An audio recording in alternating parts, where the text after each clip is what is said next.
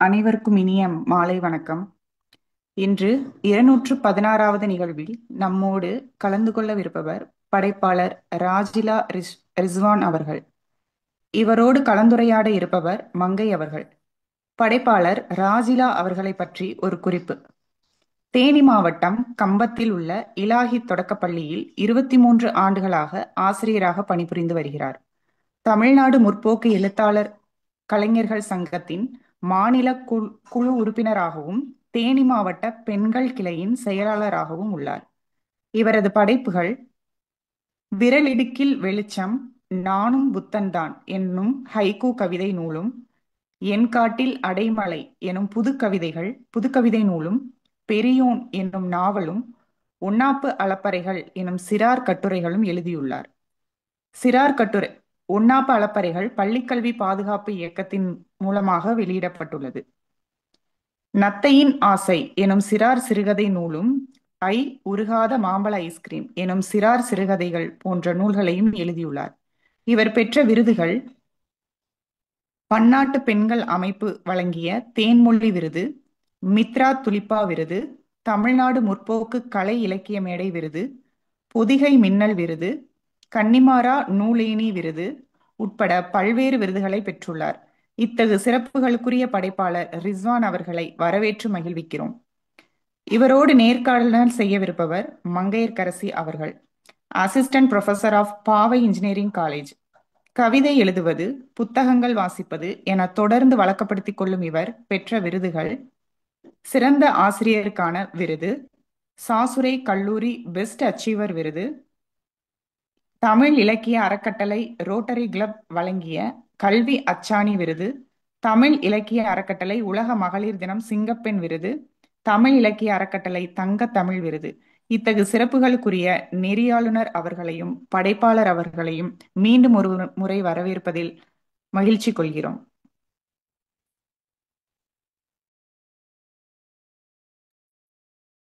மங்கை ma'am, தொடங்கலாம் ma'am. நன்றி கலை, நன்றி. வணக்கம் ராஜிலா மேம். உங்க கவிதையில இருந்து நான் ஸ்டார்ட் பண்றேன். என் காட்டில் அடைமலை அப்படிங்கிற ஒரு அந்த புக்ல வந்து நீங்க கவிதை எழுதியிருக்கிறது ரொம்ப டச்சிங்கா இருந்தது.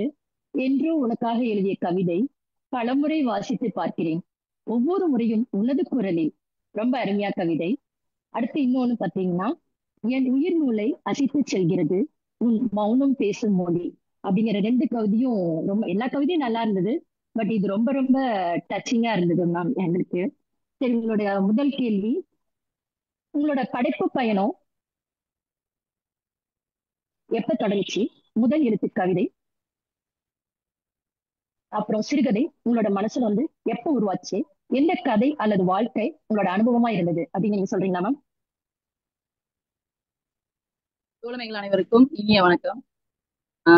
என்னை அறிமுகப்படுத்த பேசின கலைபாலா அவர்களும் மங்கை அவங்களுக்கும் அன்பையும் வாழ்த்துக்களையும் நன்றியும் தெரிவிக்கிறேன். அந்த நூலை பத்தி சொன்னீங்க, என் காட்டில் அடைமலை அப்படின்றது.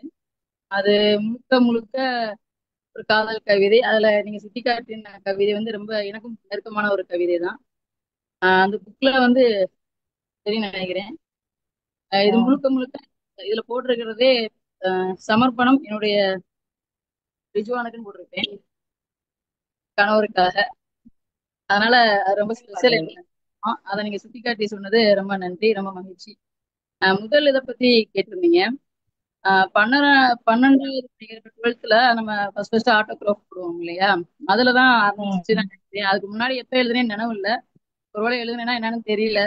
ஆனா ஆட்டோகிராஃப்ல ஃபுல்லாவே கவிதையா எழுதியிருக்கேன். என்னோட ஃப்ரெண்ட்ஸ் இப்ப கூட அதை போட்டோ எடுத்து. ஒரு நிமிஷம், உங்க குரல் கொஞ்சம் விட்டு விட்டு கேட்டுது. ஒருவேளை ஃபேனோட அந்த இதுனால என்னன்னு தெரியல, சைட்ல அடிக்கிற மாதிரி விட்டு விட்டு. இல்ல பாருங்க, அது கொஞ்சம் அந்த இல்ல வாய்ஸ் வந்து விட்டு விட்டு கேக்குது. அதுக்கேற்ற மாதிரி. இல்ல தம்பி நல்லா கேக்குது தம்பி, நேராதான் கேக்குது. அப்படியா? ஆமா, பர்ஃபெக்டா இருக்கு. தேங்க்யூ. ஓகேவா? Okay madam, proceed. பேசுங்க. அதான் 12th ஆட்டோகிராஃப்ல நிறைய எழுதியிருக்கேன். அதுல இந்த நித்திரையில் நித்தம் நித்தம் முத்திரை பதிக்கும் நிலவே அப்படின்ட்டு, அப்புறம் முகவரியை வாங்கி கொண்டு முகவரியை மறந்து விடாதீர்கள் அப்படின்ட்டு அந்த மாதிரி இதாகவும் எழுதியிருக்கேன் நிறையா. அதுக்கப்புறம் டீச்சர் ட்ரைனிங் படிக்கிறப்ப ஃப்ரெண்ட்ஸுகளுக்காக எழுத ஆரம்பிச்சேன். திருமண நாள் வரும், பிறந்த நாள் வரும், அவங்களுக்கு வாழ்த்து அட்டை எழுதுறப்ப என்னோட கவிதை கேட்பாங்க. அப்பதான் முத எழுதுறப்ப 2 பக்கம் பேர் வர்ற மாதிரி எழுதுவேன். சூரியனின் ஸ்பரிசம் வானுக்கு பெருமை, உன் ஸ்பரிசம் எனக்கு பெருமை. அதுல சூரியன்ற ஸ்பரிசம் இஸ் வானுக்கு வா, உனக்கு உன் ஸ்பரிசம் அந்த மாதிரி ரிஸ்வான் அப்படி பேர் வந்துடும். அப்ப ஒவ்வொருத்தவங்களுக்கும் அந்த மாதிரி அவங்களுடைய நேம் வச்சு எழுத ஆரம்பிச்சேன். அந்த மாதிரி எழுதுறப்ப என்ன ஆகும் அப்படின்னா நிறைய அதுக்கப்புறம் எழுதிக்கிட்டே இருந்தேன். அது எனக்கு நல்லா நினைவு இருக்கு. நிறைய இன்விடேஷனுக்காக அதை எழுதியிருக்கேன். அதுக்கப்புறம் டீச்சர் ட்ரைனிங் முடிச்சுட்டு வேலைக்கு வந்த பிறகு 2002 இருந்து அநேகமா தினமலர் பேப்பர் ஸ்கூல்ல அப்போ வாங்கிட்டு இருக்கோம். நோட்டீஸ் போர்ட் பகுதியில தொடர்ந்து ஒரு படம் கொடுப்பாங்க. அதுக்கு 3 வரி கவிதைகள் எழுதிக்கிட்டே இருப்பேன். அந்த மாதிரி எழுத ஆரம்பிச்சது கண்டினியூஸா நிறைய எழுதிட்டே இருந்தேன் 2006 வரைக்கும். அதுக்கப்புறம் அது ஸ்டாப் ஆயிடுச்சு, திருமணம் முடிஞ்சிருச்சு. அடுத்து 2016ல ஃபேஸ்புக்ல எழுத ஆரம்பிச்சேன். ஆரம்ப காலத்துல எல்லா முகநூல் குழுமத்திலையும் இருந்திருக்கேன். மெயினா சொல்லணும் அப்படின்னா நிலாவில் ஒரு ஹைக்கூ அப்படின்னு சொல்லி இலங்கையில இருந்து இருக்கு. அதுல சத்தார் முகமது ஆசாத் அப்படின்னு இருப்பாங்க. அவங்க வந்து நான் எழுதின ஹைக்கூல இருக்கக்கூடிய பிழைகளை எனக்கு சுட்டி காட்டி அதை சரி பண்ணனாங்கன்னு சொன்னா அவங்கதான் மெயினா. அப்புறம் நம்ம இதுல கல்யாண சுந்தரம் ஐயா, இவங்க என்னோட ஹைக்கூக்கு ஒரு வழிகாட்டியா இருந்தாங்க. ஆரம்ப காலத்துல நிறைய ஹைக்கூ கவிதைகள் மட்டும்தான் எழுதிட்டு இருந்தேன். அதோட தொடர்ச்சியா வந்து கவி உலக பூஞ்சோலையில, நிலாமுற்றத்துல இந்த மாதிரி நுட்பம் வந்து இலங்கையில இருந்து வந்தது. அதெல்லாம் நிறைய எழுத ஆரம்பிச்சு சில இதுல நிர்வாக குழுல இருந்தேன். அப்ப அதோட பயிற்சி தான் நினைக்கிறேன் என்னோட கவிதைகள் அப்படின்றது. தொடர்ந்து இப்பயே நிறைய எழுதிட்டு இருக்கேன். முகநூல் வந்து மத்தவங்களுக்கு எப்படியோ தெரியாது, எனக்கு வந்து ஒரு நல்ல வாய்ப்பாவும் நல்ல ஒரு இடமாவும் எனக்கு அமைஞ்சிச்சு. அந்த வகையில நான் அதுக்கு தான் நன்றி சொல்லணும். அருமை அருமை, மிகவும் அருமை. உங்களோட ஒவ்வொரு எழுத்துலயும் ஒரு தனிச்சிறப்பு அப்படின்னு இருக்கு இல்லைங்களா? ஒரு கவிதை எடுத்துக்கலாம், ஒரு ஒரு கதை எடுத்துக்கலாம். ஸோ இதுல பாத்தீங்கன்னா ஒவ்வொன்றும் ஒரு தனிச்சிறப்பு இருக்கு. அது வந்து உங்களுக்கு இயல்புலாவே இருக்கா, இல்ல ஏதாவது சமூக பிரச்சனைனால உங்க படைப்பை நீங்க கொண்டு வந்திருக்கீங்களா அப்படின்னு சொல்ல முடியுங்களா? சமூக பிரச்சனைன்னு நீங்க சொல்றது என்னோட அந்த பெரியவன் பெரிய நாவலதான் கடை. நினைக்கிறேன். சரி சரி, அது புரியுது. ஏன்னா முதல் 2மே ஹைக்கூ கவிதை, ஆமா, கண்டிப்பா அந்த நாவல் தான். அடுத்தது காதல் கவிதை, அடுத்தது வந்ததுதான் என்ன அப்படின்னா அந்த பெரியவன் அப்படின்ற அந்த நாவல் எழுதியிருந்தேன். அந்த நாவல் என்ன அப்படின்னா சொல்லணும் அப்படின்னா என்னோட உண்மையிலே எனக்கு ரொம்ப ஆழமா பாதிச்ச ஒரு விஷயம் அந்த ஆணவ படுகொலை அப்படின்ற ஒரு இதை என்னால ஏத்துக்கிறவே முடியல. ஒரு கண்டிப்பா கண்டிப்பா. காதல் ஒரு காதல் அப்படின்றது என்ன அப்படின்னா ஒரு இயல்பா எப்படி பசி தூக்கம் நமக்கு வருதோ அது மாதிரி வரக்கூடிய ஒரு இயல்பான ஒரு விஷயம். ஆள் பார்த்து நேரம் பார்த்து வர்றதில்ல. அதுக்காக தான் பெத்து வளர்த்த ஒரு குழந்தைய ஆணவ படுகொலை செய்யறாங்க. குடும்பமே சேர்ந்து செய்யுது, அண்ணன்மார் செய்யறாங்க, அப்பா அம்மா செய்யறாங்க. இது வந்து என்னால ஏத்துக்கவே முடியல. குர்ஆன்ல ஒரு வசனம் வரும் என்ன அப்படின்னா உங்கள் குழந்தைகள் வந்து உங்களிடமிருந்து வந்திருக்காங்க, ஆனா உங்களுக்காக அவங்க வரல அப்படின்றது ஒரு வசனம் வருது. இப்ப அப்படி நம்மள்ட்ட இருந்து வந்த ஒரு குழந்தைய நம்ம ஒரு இதுக்காக கொலை பண்றாங்க. இப்ப இப்ப நம்ம பேசிட்டு இருக்க இந்த நேரத்துல கூட எங்கேயாச்சும் ஒரு கொலையோ இல்ல தற்கொலையோ நடந்துகிட்டே இருக்கு. கண்டிப்பா. ஆமா, அந்த ஜாதி ஜாதி அப்படின்னு சொல்லி அலையறாங்க இல்லையா, இதனாலதான் இந்த கொலைகள் நடக்குது அப்படின்னு. இதுதான் என் மனசு ரொம்ப பாதிச்சது. அந்த நாங்குநேரில அந்த பையனை அடிச்சாங்க, ஸ்கூல் பையனை அடிச்சாங்க. இப்ப கூட சமீபத்துல டெய்லி நியூஸ்ல வேற எந்த அதிகமா நம்ம டிவியை போட்டாலே இதுதான் நடந்துட்டு இருக்கு. நம்ம 20ஆம் நூற்றாண்டு வளர்ச்சி அடைஞ்சிருக்கோம், ஏஐல இருக்கோம், கம்ப்யூட்டர்ல முன்னேறிட்டோம், என்னென்னமோ நம்ம பேசுறோம். அப்படி இருக்கும் இப்படி இருக்கோம்னா, ஆனா மனிதன் எவ்வளவுதான் முன்னேறினாலும் இன்னும் அடிப்படையில அந்த ஜாதின்னு ஒரு விஷயத்துல நம்ம இன்னமும் ஆதிகால மனிதனை விட மோசமா தான் இருக்கும். ஆதி மனிதன் கூட இப்படி இல்ல, சாதி பத்தி அவன் யோசிக்கல. இப்ப நம்ம ரொம்ப மோசமான ஒரு நிலைமையில இருக்கோம். இது வந்து என்னை பாதிச்சது. இதை வந்து எத்தனையோ பெற்றோர்கள் வந்து சிலர் வந்து எதிர்ப்பு தெரிவிக்கிறதெல்லாம் நம்ம பேப்பர்ல நியூஸ்ல படிச்சிடறோம். ஆனா எத்தனையோ வீட்டுல வந்து அதை ஏத்துக்கிறாங்க. அந்த ஏத்துக்கிட்டதை பத்தி யாருமே பேசுறது இல்ல. அத ஒரு இதுல சொல்லுவாங்க, நல்லா நல்லா போகக்கூடிய பேருந்தை பத்தி யாருமே பேச மாட்டோம், என்னைக்கு எது ஆக்சிடென்ட் ஆகுதோ அதைத்தான் பேசுறோம் நம்ம. அப்ப நல்லா நடந்துச்சுன்ற விஷயத்த யார் பேசுவா அப்படின்னு என் மனசுல ஊட்டிட்டே இருந்துச்சு. நான் பேசணும்ன்ற ஒரு இதுல எத்தனையோ வீட்டுல ஏத்துக்கிறாங்க, ஜாதி மாதிரி மதம் மாதிரி திருமணம் செய்யறவங்க. அதை பதிவு செய்யணும் அப்படின்றதுக்காகத்தான் இந்த பெரியவன் அப்படின்னு நாவலை நான் எழுதினேன். அது வந்து ஆணவ படுகொலைக்கு முற்றிலும் எதிரான ஒரு இதை பதிவு செஞ்சு எழுதியிருந்தேன். நிறைய கவிதைகள் எழுதியிருக்கேன் சமூக பிரச்சனைக்கு. அது அடுத்த நூலா வர்றதுக்கு வாய்ப்பு. பிரேக். ஓகே, நன்றி. இந்த நூலை படிச்சுட்டு உங்களுடைய ஸ்டூடெண்டோ இல்ல அவங்க பேரண்டோ ஏதாவது உங்களுக்கு கால் பண்ணி பேசினாங்களா, ஏதாவது பாராட்டினாங்களா? அது என்னன்னா இப்ப நான் ஒர்க் பண்றது எலிமெண்ட்ரில ஒர்க் பண்றதுனால உங்களுடைய நம்ம இந்த பசங்க கதை புத்தகத்தை படிச்சு ஆமா, நம்ம புக்கு வந்து போகாது. ஆனா வேற பசங்க வந்து வாங்கிட்டு போவாங்க. பெரிய பசங்க வந்து என்கிட்ட படிச்சுட்டு என்னோட ஸ்டூடெண்ட்ஸ் நிறைய பேர் படிக்கிறாங்க. மெயினா என்னோட ஸ்டூடெண்ட்ஸ் ஃபேஸ்புக்ல ஃப்ரெண்ட்ஸா இருக்காங்க. அதுலயே எனக்கு நிறைய பேர் போட்டுருவாங்க. நல்ல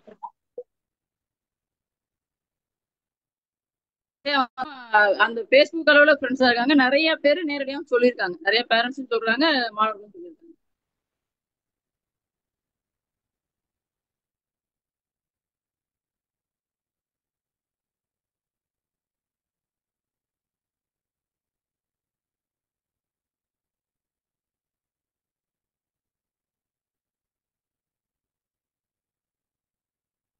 இருக்காங்களா அவங்க லைன்ல? மேம், வாய்ஸ் பிரேக் ஆகுது. ராஜரத்தோட இருக்கீங்களா?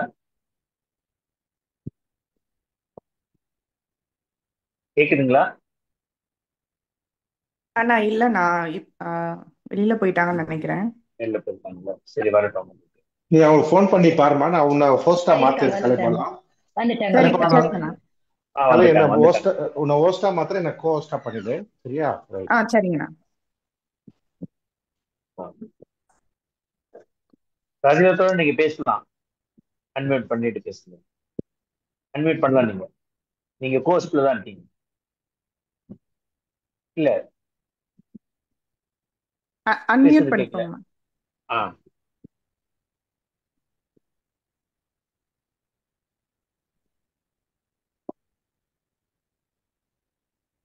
ராஜிலா மேம். இல்ல அவங்களுக்கு ஏதோ சிக்னல் ஏதோ ப்ராப்ளம். நெட்வொர்க் இஷ்யூ பண்ணிருக்கு. ஆமா ஆமா, வரட்டும் மறுபடியும்.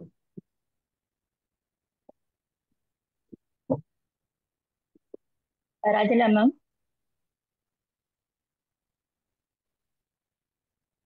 கலையா அவங்களை கூப்பிடுறீங்களா? இதுல லைன்ல தான் அவங்களை இருக்காங்க, கூப்பிடுறீங்க? அன்மியூட் பண்ணி பேசலாம் அவங்க. இல்லைண்ணா, ஹேங் ஆன மாதிரி இருக்குண்ணா உங்களுக்கு.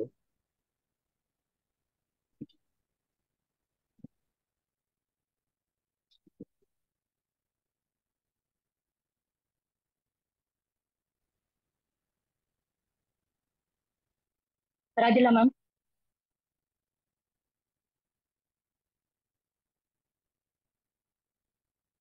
கலை அவங்க வெளியில போயிட்டாங்களா ராஜலா மேம்? மேம் அவங்க கால் பண்ணாலும் எடுக்கல. ஒரு நிமிஷம், அவங்க ட்ரை பண்ணிட்டு இருப்பாங்கன்னு நினைக்கிறேன் மேம். ம்.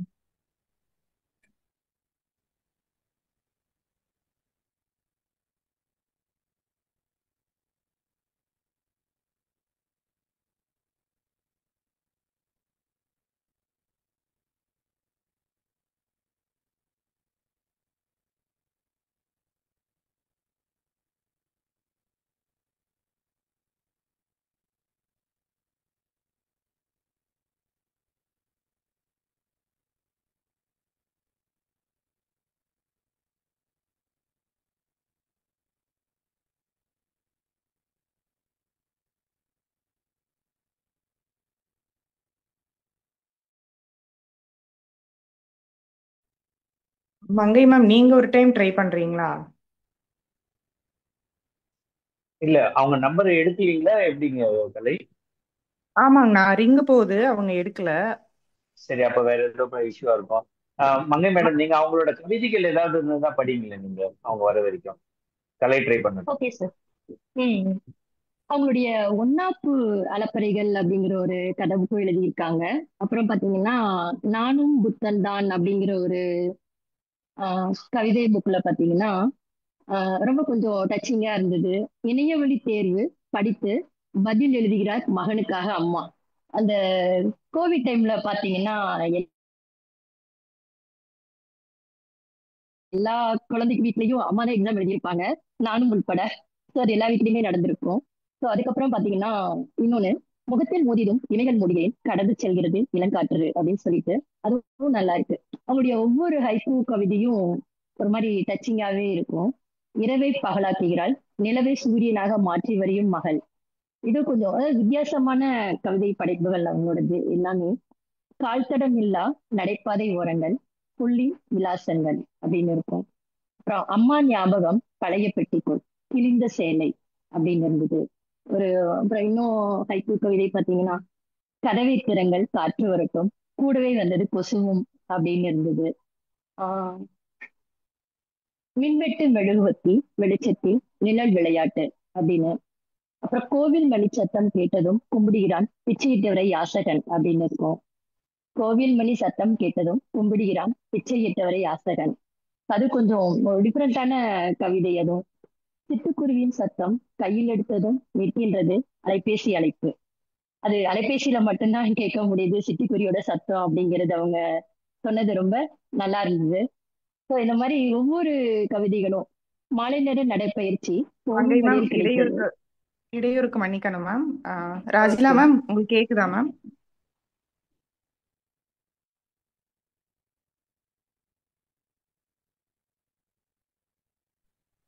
ராஜலா மேம். கட் ஆயிடுச்சு. ஓகே மேம், அடுத்த கேள்வி கேட்கிறேன். ஒரு ராஜிலா பெண் தோழர், எழு நீங்க உங்களோட இது வந்து இணையம் கொஞ்சம் இதா இருக்குன்னா வேணும்னா வீடியோ வேணா கட் பண்ணிடுறீங்களா? வெறும் ஆடியோ மட்டும் பண்ணா இருக்கட்டும். உங்களுக்கு அது இந்த மாதிரி சிக்னல் எதுவும் ப்ராப்ளம் வந்ததுன்னா கேட்கறது கொஞ்சம் இதுவா இருக்கும். வேற ஒன்று ட்ரை பண்ணலாம். சரிங்க தோழர், சரி. ஆ ஆ நீங்க மங்கை நீங்க சொல்லுங்க. ஓகே, அடுத்த கேள்வி.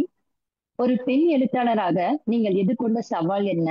எழுத்து பயணத்தில் உங்க குடும்ப குடும்ப உறுப்பினரோட பங்கு. நம்ம பெண் எழுத்தாளராக இருக்கும், நிறைய சவால்கள் இருக்கும் இல்லைங்களா? ஸோ அதுல வந்து நம்மளுடைய ஃபேமிலியும் சஃபர் ஆவாங்க. ஸோ அப்ப அவங்களுடைய பங்கு என்ன அப்படின்னு என்னோட கேள்வி.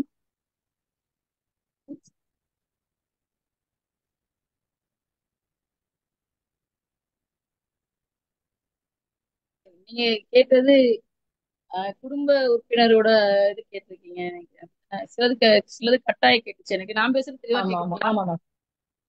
சரி சரி. இப்ப அதான் சொன்னாங்க, என்ன பெண் எழுத்து அப்படின்றப்ப நான் முதல்ல ஃபேஸ்புக்ல எழுதுறப்ப என்னைய ஏத்துக்கிட்டாங்க. நான் எப்ப முதல் புத்தகம் போட்டேனோ 2021ல என்னோட முதல் புத்தகம் வந்துச்சு, விரலடிகள் வெளிச்சம். ம் என்னுடைய ம் உறவுகள் சிலரை அப்படி என்னை துண்டிச்சிட்டாங்க. நீ புக்கு போடுற அப்படின்னு ஒரு காரணத்துக்காக என்னை துண்டிச்சிட்டாங்க.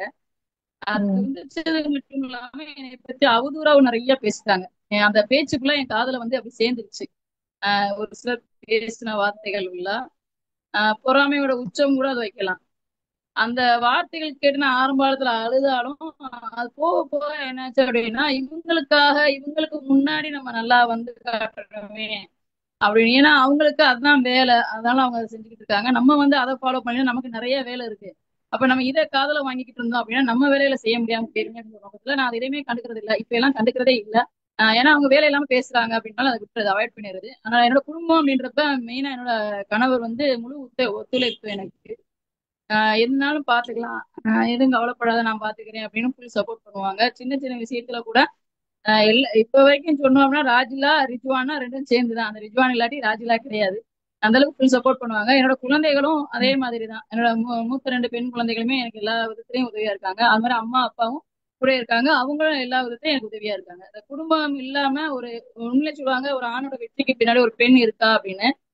கண்டிப்பா ஒரு பெண்ணோட வெற்றிக்கு பின்னாடி ஒரு ஆண் கண்டிப்பா இருக்கணும். ஒரு அப்பாவாவோ அது ஒரு கணவராகவோ இருக்கணும். ஆனா எனக்கு வந்து என்னோட வெற்றிக்கு முழுக்க முழுக்க காரணம் வந்து என்னுடைய கணவர் தான். அதுல மாற்றுக்கருத்தே கிடையாது. இந்த விதத்துல என்னோட குடும்ப உறவுகள் அனைவருக்குமே என்னுடைய நன்றிகளை கூறிக்கிறேன். அருமை அருமை, மிக அருமை. ஆஹ் உங்களுக்கு வந்து உங்களோட இம்ப்ரெஸ் பண்ண எழுத்தாளர்கள் இருப்பாங்க இல்லைங்களா? உங்களுக்கு பிடிச்ச கதை, சிறுகதை அப்படின்னா என்ன? உங்களுடைய செம்மையா தாக்கம் செஞ்ச எழுத்தாளர் அந்த மாதிரி யாருன்னு சொல்ல முடியுங்களா? சரி சரி. அது வந்து மேம், நான் சின்ன வயசுல 4வது 5வது படிச்ச நினைவுல அந்த வயசுல வந்து வீட்டுல வந்து புத்தகத்தை வாடகை கொடுப்பாங்க. பட்டுக்கோட்டை பிரபாகர், சுஜாதா, ராஜேஷ்குமார், இந்த மாதிரி கிரிமினல் கதைகள்லாம் வந்து 4வது 5வதுலயே படிக்க ஆரம்பிச்சிட்டேன். அது ஒன்றும் புரியுதோ புரியலையோ சும்மா படிப்பேன், வாசிச்சுட்டே கிடப்பேன். நான் அந்த 6th 10th அந்த ஏஜ்ல 12th முடிச்ச உடனே முதல்ல லைப்ரரியில புக் வாங்கி கற்றதும் பெற்றதும் அதுதான் முதல்ல வாசிச்சேன். சுஜாதாவோட ம் புக்கு இன்னுமா அது வாசிச்சது என் மனசு அப்படியே இருக்கு. அப்புறம் வைரமுத்துக்கள் அந்த லீவுல மட்டும்தான், அந்த டைம் பிரேக் அந்த டேத்துல தான் லைப்ரரியில முதல் புத்தகம் எடுத்து வாசிக்க ஆரம்பிச்சேன். அறிவுமதி கதைகள்லாம் அறிவுமதி கவிதைகள்லாம் வாசிச்சேன். இப்ப அங்க இருந்து ஆரம்பிச்சு சுஜாதா வந்து ஆரம்ப காலத்துல ரொம்ப பிடிச்சிருச்சு. என்னன்னு தெரியல, அந்த கதைகளை படிக்கிறதுல ரொம்ப இன்ட்ரெஸ்ட் ஆயிடுச்சு. இப்படிலாம் இருக்குமா கூட யோசிக்கிற அளவுக்கு அவருடைய கதைகள் இருக்கும். அதை ரொம்ப அதிகமா வாசிச்சேன். இப்ப சமீபமா கந்தர்வன் கதைகள், புதுமை பித்தன் கதைகள்லாம் இப்பதான் வாசிச்சுட்டு இருக்கேன். சிறுகதைகள் ரொம்ப பிடிக்கும். நாவல் அதுக்கு மேல பிடிச்சிருக்கு. அது வாசிக்கிறதுல இன்ட்ரெஸ்டா போயிட்டு இருக்கு. முத்துக்குமார் கவிதைகள்லாம் ரொம்ப பிடிக்கும் இப்போதைக்கு சமீபத்துல. கவிதைகள் அப்படின்றப்ப பேஸ்புக்ல நிறைய பேர் பதிவு போடுறாங்க. நாடன் சூர்யா அவங்க, அந்த மாதிரி அவங்களுடைய கவிதைகள், நயினார் அவங்க இருக்காங்க, அவங்களுடைய கவிதைகளும் ரொம்ப பிடிக்கும். லைக் போறதோட இல்லாம வாழ்த்துக்களை நேரடியாக சொல்லிடுறது, அந்த அளவுக்கு போயிட்டு இருக்கு. நன்றி நன்றி. உங்களுக்கு யாராவது இந்த மாதிரி உங்களுடைய கதை புத்தகத்தை எல்லாம் படிச்சு பார்த்துட்டு அவங்களுடைய வாசகம் நல்லா இருக்கு, உங்களுடைய வாசிப்பு தன்மை நல்லா இருக்கு அப்படின்னு சொல்லிட்டு ஏதாவது சொல்லியிருக்காங்களா? அது ஏதாவது உங்களுக்கு இம்ப்ரெஸ் ஆகி நீங்க ஏதாவது சேஞ்ச் பண்ணிருக்கீங்களா? அவங்க சொன்ன விஷயங்கள் உங்களுக்கு இம்ப்ரெஸ் ஆகி இப்படி நீங்க சேஞ்ச் பண்ணி எழுதலாம், இப்படி எழுதலாம், இந்த கதை இப்படி எழுதிருக்கலாம் அப்படின்னு ஏதாவது சொல்லியிருக்காங்களா? அந்த மாதிரி நீங்க ஏதாவது மாத்தி ஏதாவது எழுதியிருக்கீங்களா? அந்த மாதிரி விஷயங்கள் ஏதாவது இருக்கா? முதல்ல வாசகர் சொன்னதை கேட்டீங்க. நிறைய பேரு நம்மளுக்கு சொல்றாங்க நல்லா இருக்கு அந்த மாதிரின்னு. ஆனா மறக்க முடியாத ஒரு வாசகர் அப்படின்னா, சென்ற ஆண்டு கமல் அப்படின்னு ஒருத்தவங்க திடீர்னு வாட்ஸ்அப்ல எனக்கு மெசேஜ் போட்டிருந்தாங்க. என்ன அப்படின்னா, அவங்க ஜெயில, பெரியகுளத்துல ஒரு ஜெயில 15 நாள் ரிமாண்ட் பண்ணி இருந்ததாகவும், அங்க நம்ம தேனி இந்த புத்தக கண்காட்சியில காவல்துறைக்கு கொடுத்தோம் இல்லையா புத்தகம், அதுல எண்காட்டில அடைமொழி புத்தகத்தை அந்த அட்டைப்படம் ரொம்ப பிடிச்சிருந்துச்சு, அதனால அதை எடுத்து வாசிச்சதாகவும், அதை படிச்ச பிறகு அவங்களுடைய மனநிலை எவ்வளவு மாற்றமாலும் அப்படி ஃபுல்லா எழுதியிருக்காங்க. அவன் என்னன்னா காதல் திருமணம் பண்ணியிருக்காங்க. ஆனா அந்த மனைவியை மதிக்காமலே இருக்கேன், மனைவிக்கு கொடுக்க வேண்டிய முழு அன்பை நான் கொடுக்கல. ஆனா இந்த கவிதையில வாசித்த பிறகு ஒரு பெண் ஒரு ஆண் மேல இவ்வளவு கவிதைய காதலா சொல்லும் பொழுது நம்ம இவ்வளவுலாம் சொல்லாம விட்டுட்டோமே அப்படின்னு தோணுனதாவும், இனிமேல் நான் என்ன முழுமையா மாத்திக்குவேன் அப்படின்னு சொல்லிட்டு அந்த வெளியில வந்த உடனே எனக்கு பதிவு போட்டாங்க. இப்பயும் பேசுறோம், நட்பா இருக்காங்க. வெளியே வந்த உடனே குடும்ப புகைப்படத்தை எனக்கு அனுப்பி வச்சுட்டாங்க. அவங்களுடைய குழந்தைகள் அவங்க மனைவியோட இருக்கிற மாதிரி புகைப்படத்தை அனுப்புனாங்க. நான் அவங்கள்ட்ட சொன்னேன், எனக்கு எத்தனையோ விருதுகள் கிடைச்சிருந்தாலும் இது எனக்கு உண்மையிலேயே பெரிய விருது அப்படின்னு சொல்லி. ஏன்னா நம்ம எழுத்து ஒரு மனிதனுக்கு ஒரு மாற்றத்தை ஏற்படுத்துமா அப்படின்னா நேர நான் கண்ட மாற்றம் அது. அவங்க இன்னும் மறைமுகமா இப்ப சமீபத்துல பெரியவன் வெளியே வந்த பிறகு என்கிட்ட போன் பண்ணி ஒருத்தவங்க பேசுனது, அவங்க குடும்பத்துல நடந்த விஷயத்தவே நான் அப்படியே எழுதுன மாதிரி இருக்கு. ஆனா தன் பெண் குழந்தைய நான் அவாய்ட் பண்ற மாதிரி பண்ணிட்டேன், ஆனா இனிமேல் என்னோட மனதை நான் மாத்திக்கிறேன் அப்படின்னு சொன்னாங்க. எனக்கு என்னன்னா, இப்ப நான் ஒரு ஆசிரியரா இருக்கிறதுனால நம்ம வகுப்புல ஒரு 40 பேர் கற்பிக்கிறோம் அப்படின்னா எல்லாருக்குமே நம்ம சொல்றது போய் சேராது. ஒரு 2 பேரு, ஒரு 5 பேருக்காச்சும் போய் சேர்ந்தா போதும் இல்லைங்களா? அது மாதிரி நம்ம எழுதுற எழுத்து படிக்கிற அத்தனை பேரையும் போய் சேராட்டியும் கூட அட்லீஸ்ட் ஒரு ஆளோட, ஒரு மனிதருடைய மனதை மாத்தினா கூட அது எனக்கு ஒரு பெரிய மாற்றம் தான், பெரிய பெரிய பரிசு தான் அது. அந்த அளவுக்கு எனக்கு இதுவே ஒரு சந்தோஷம்.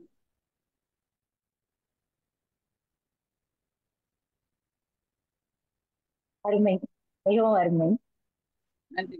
என்னோட அடுத்த கேள்வி, நீங்க எழுதியிருந்தீங்க இல்லையா ஒரு கவிதை என்ன அப்படின்னா, அப்பாவின் வண்டி சத்தம் கேட்டதும் தொலைக்காட்சி பற்றியே அனுப்பியது அப்படின்னு சொல்லிட்டு எழுதியிருந்தீங்க இல்லையா? அது எல்லா வீட்லயுமே நடந்திருக்கு. எங்க வீட்லயுமே நான் அந்த வேலையை நிறைய டைம் பண்ணிட்டேன். எங்க அப்பாவோட வண்டி சத்தம் வந்ததும் தொலைக்காட்சி பெட்டியை போய் அணைச்சிட்டு புக் எடுத்துட்டு உட்காந்துப்பேன். ஸோ உங்களுக்கு அந்த மாதிரி ஒரு இன்சிடென்ட் ஏதாவது நடந்திருக்கா உங்களுடைய லைஃப்லயும்? அதை பத்தி கொஞ்சம் எனக்கு அது சொல்லலாம். பிடிக்கல. என்ன அப்படின்னா, என்னோட அப்பா அவங்க வாத்தியாரா இருந்தாங்க. ஆனா ஒரு நாள் கூட எங்களை படின்னு சொல்ல மாட்டாங்க சின்ன வயசுல. அவங்கள பார்த்து பயந்து போய் புத்தகம் எடுத்து படிச்சதே கிடையாது. ஆனா இப்ப நடக்கிறது அப்படிதானே நடந்துட்டு இருக்கு நிறைய. நம்ம ஒரு சைக்கிள் இருக்கோம் வீட்டுக்குள்ள, அப்பா வந்தவொடனே நம்மளுடைய எல்லாமே மனைவியோட நடவடிக்கைகளும் குழந்தைகள் நடவடிக்கை எல்லாமே மாறிடுது. அது சமூகம் சார்ந்த ஒரு கவிதையா தான் அது எழுதுனேன். அது நானும் புத்தன் தான் புத்தகத்துல ஒரு ஹைக்கு கவிதை அது. ஆமா. முதல் நூல் முழுக்க முழுக்க இயற்கை சார்ந்த எழுதினேன். 2வது நூல் முழுக்கவே சமூகம் சார்ந்த கவிதைகள் நிறைய எழுதினேன். அதுல நீங்க சொன்ன ஒரு கவிதையும் உண்மையிலே நடக்கிற கவிதை அப்படின்னால அதை அருமை, மிகவும் அருமை. ஸோ எதிர்காலத்துல நீங்க எந்த வகையான எழுத்துக்களை ஆராய்ச்சி செய்ய நினைக்கிறீங்க? அதுக்கு ஏதாவது புதுசா ஏதாவது டெக்னிக் ஏதாவது யூஸ் பண்ணலாம்னு உங்க ஏதாவது கனவு பண்ணி ஏதாவது இருக்கா? உங்களுக்கு அந்த மாதிரி ஏதாவது விஷயங்கள் இருக்கா? பிற்காலத்துல அப்படின்னா இப்போதைக்கு என்னோட ஆசை அப்படின்றது நான் நாவல் எழுதணும், சிறார் கதைகள் நிறைய எழுதணும். ஏன் அப்படின்னா நான் ஒரு ஆசிரியரா இருக்கிறதுனால என்னுடைய மனம் முழுக்கவேவும் அதுவும் தொடக்கப்பள்ளி ஆசிரியர் 1ல இருந்து 5வது வரைக்கும் உள்ள பிள்ளைங்க தான் என்கிட்ட வர போறாங்க. நான் அவங்களையே பாக்குறதுனால என் மைண்ட் முழுக்க அவங்கதான் இருக்காங்க. அவங்களுக்காக நிறைய எழுதணும் அப்படின்றதுதான் என்னோட பெரிய ஆசையா இருக்கு. இடையிடையே நாவல்களும் எழுதணும் அப்படின்னு ஒரு ஆசை இருக்கு. நியூ டெக்னாலஜி அப்படின்னா வாய்ப்பு இருந்தா அதையும் பயன்படுத்தி செய்ய முடியும். அருமை, ரொம்ப அருமை. இப்போ நீங்க ஆசிரியரா இருக்கீங்க இல்லைங்களா? So, இதுல நீங்க வந்துட்டு ஒன்னாம் வகுப்பு அலப்பறிகள் அப்படின்னு கதை எழுதிருந்தீங்க.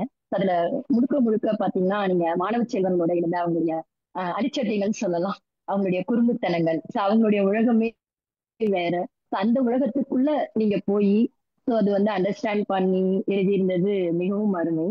ஸோ அந்த மாதிரி உங்களுடைய வகுப்பு அனுபவம், ஸோ அந்த மாதிரி ஏதாவது இருந்தா கொஞ்சம் சொல்லுங்க. ரெண்டுமே சமநிலைப்படுது, ஆசிரியரா இருக்கிறதுக்கும் அந்த குழந்தைங்களோட நீங்க இருந்து ஒரு அவங்களுடைய உலகத்துல போய் இருக்கிறதுக்கும் உங்களுடைய அனுபவம்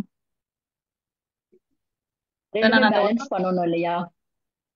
அஹ் அதாவது டீச்சர் இஸ் செகண்ட் மதர் அப்படின்னு சொல்லுவோம் இல்லைங்களா? ஆமா. ஸோ அப்போ நம்ம அந்த உலகத்துக்குள்ளேயே போகணும். ஸோ அந்த உங்களுடைய பேலன்சிங் எப்படி நீங்க பண்றீங்க ரெண்டையும்? சரி சரி. இந்த ஒன்னா பரப்புரைகள்ல நான் முன்னிலே எழுதியிருப்பேன் என்ன அப்படின்னா, ஆசீர்வதிக்கப்பட்டவங்க தான் ஆசிரியர் அப்படின்ட்டு. ஏன்னா கண்டிப்பா. இப்ப நம்ம வந்து குழந்தைகளோடயே இருக்கிறதுனால முழுக்கவே நம்ம மனநிலையும் ஒரு குழந்தையோட மனநிலையா தான் இருக்குது. இந்த புத்தகம் முழுக்க முழுக்க 16 கட்டுரைகள் இருக்கும். 16மே நான் அனுபவித்து என்னன்னா, இப்ப போன வருஷம் நான் 1வது எடுக்கிறப்ப நடந்த சம்பவங்கள் தான் ஃபுல்லாமே. இதுல இருக்க எதுவுமே பொய் கிடையாது. மாணவர்கள் செய்யக்கூடிய அந்த காமராஜர் பிறந்த நாள எழுதியிருப்பேன். உண்மையிலேயே ஒரு வயசான மனிதர் வரப்ப ஒரு புள்ள ஓடி வந்து அந்த காமராஜர் வந்துட்டாரு அப்படின்றப்ப என்னால நம்பவே முடியல. நானே சிரிச்சிட்டு இருந்தேன். இப்ப வகுப்புல பாடம் நடத்திக்கிட்டு இருக்கேன். அந்த முட்டையிடுறதுனா முட்டையிடுறது பறவைகள் விலங்குகள் அப்படின்னு நான் சொல்லி கொடுத்துட்டு இருக்கப்ப முட்டையிடலாம் விலங்குகள் அப்படின்னு சொல்லி தர்றப்ப மீன் முட்டையிடும், சில ஊர்வன முட்டையிடும் அப்படின்னு சொல்லி கொடுத்துட்டு இருந்தேன். அப்ப மீன் முட்டையே இடாதுன்னு என் பசங்க வாதிட்டாங்க. Third standard. மீன் தான் போடும், முட்டை போடாது. இல்லடா முட்டை தானே போடும், முட்டை தான் சின்ன சின்ன குஞ்சுகளா வரும், ஒரே டயத்துல 100க்கு மேல முட்டை போடும் அப்படின்னு ஒரு பையன் கேக்குறான். அப்ப எப்படி அது அம்மாவை கண்டுபிடிக்கும் அப்படின்னு எனக்கு வந்து இதுக்கு எப்படி நம்ம பதில் சொல்றதுன்னு தெரியல. அப்ப அந்த முட்டையில இருந்து குஞ்சு வெளியே வந்து அது எப்படி தன்னோட அம்மா மீனை கண்டுபிடிச்சு அம்மா கிட்ட போய் சேர்ந்துரும் அப்படின்னு சொல்லி அவன் கேக்குறப்ப எப்படி ஆன்சர் பண்ணே, ஒருவேளை கண்டுபிடிச்சிருந்தா ஒரே ஜடையில இருப்பாங்களே, அவங்கள ஏமாத்தினாலும் சில கேள்வி பசங்க 3வதோ 4வதோ படிச்சா கூட அவங்க கேட்கிற கேள்விக்கு பதில் இன்னமும் தெரியாத நிலைமையில தான் நம்ம இருக்கிறோம்.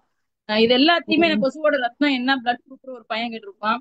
அதையும் இதுல பதிவு செஞ்சிருக்கேன். சிலர் வந்து கதையா சொல்லுவாங்க நம்மள ஏமாத்துறதுக்கு, அந்த கதைகளையும் எழுதிருக்கேன். ஒரு பிள்ளை வந்து பிறந்த நாளுக்கு கண்டிப்பா எங்களோட வீட்டுக்கு வாங்க அப்படின்னு சொன்னக்குள்ள நான் அடுத்தடுத்து கேட்டுட்டே இருப்பேன். நான் என்ன தருவேன், சாக்லேட் தருவேன், கேக் தருவேன், வேற என்ன தருவேன், வேற என்ன தருவேன், சிக்கன் பொரிச்சு தருவேன் அப்படின்னும். சரி வேற என்ன தருவேன் அப்படின்னு, பிரியாணி தருவேன் அப்படின்னு சொல்லுவாங்க.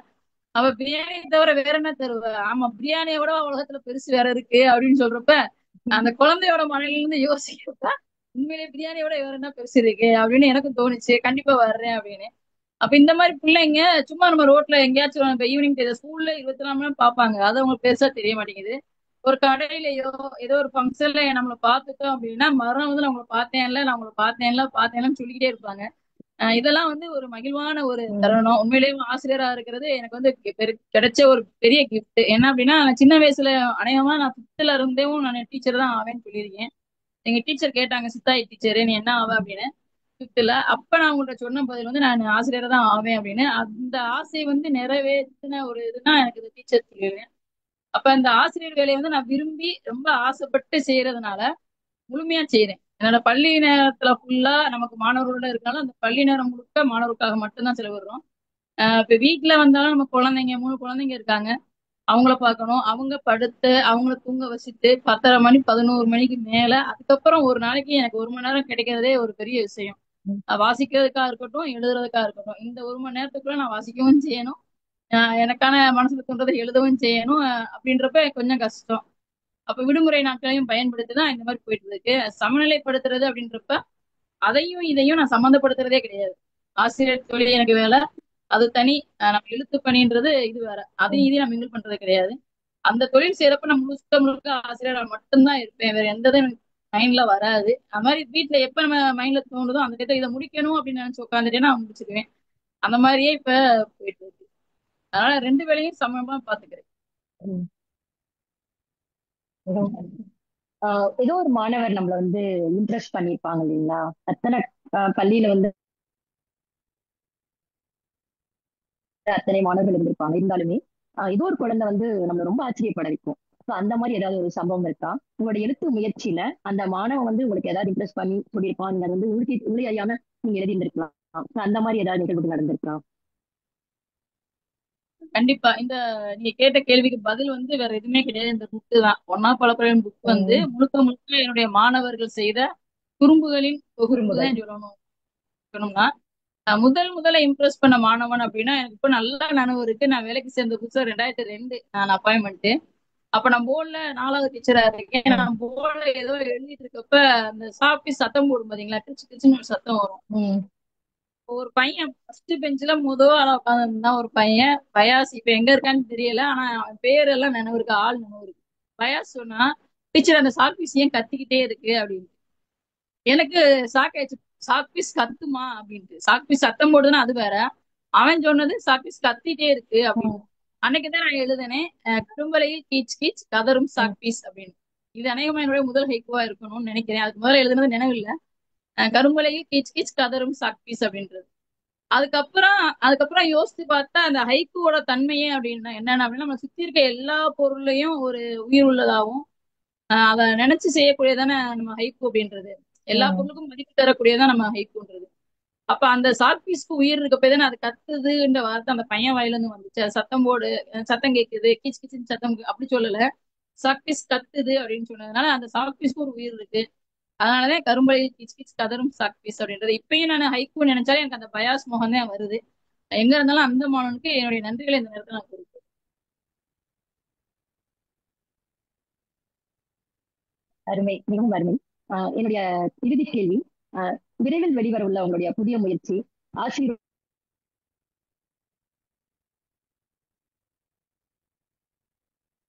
வாழ்க்கையில் எழுத்து பயணத்துல நீங்க காணும்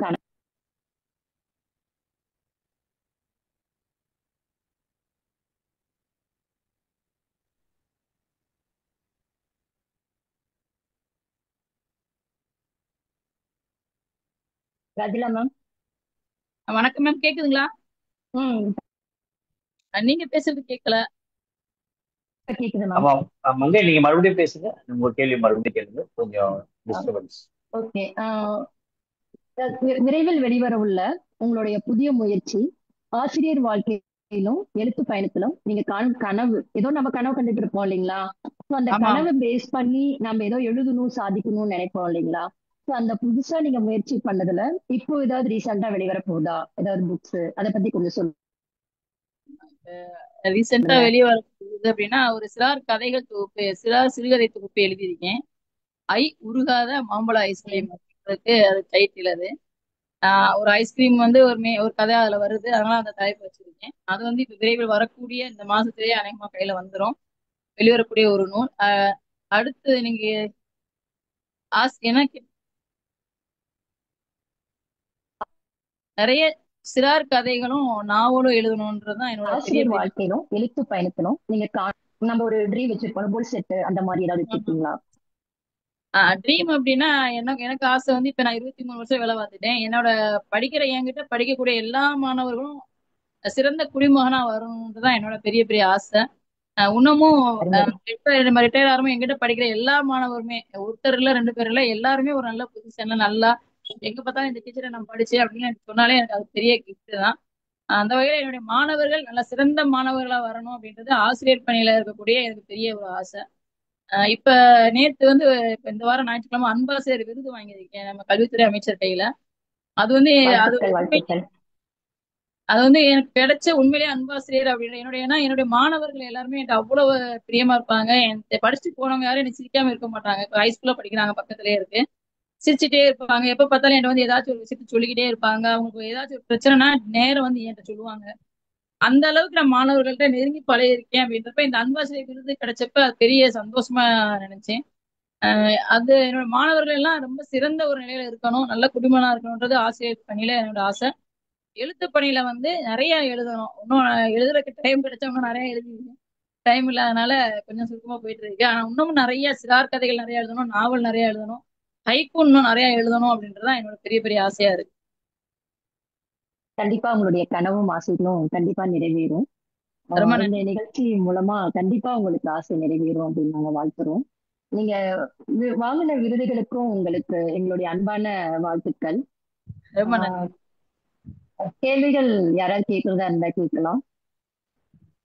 ஆமா, நீங்க கேள்வி கேட்கணும் விருப்பம் உள்ளவங்க உங்களோட கையை வந்து உயர்த்தினா நம்ம அட்மிட் பண்ணலாம், பேசலாம். வாழ்த்துக்கள் மங்கை.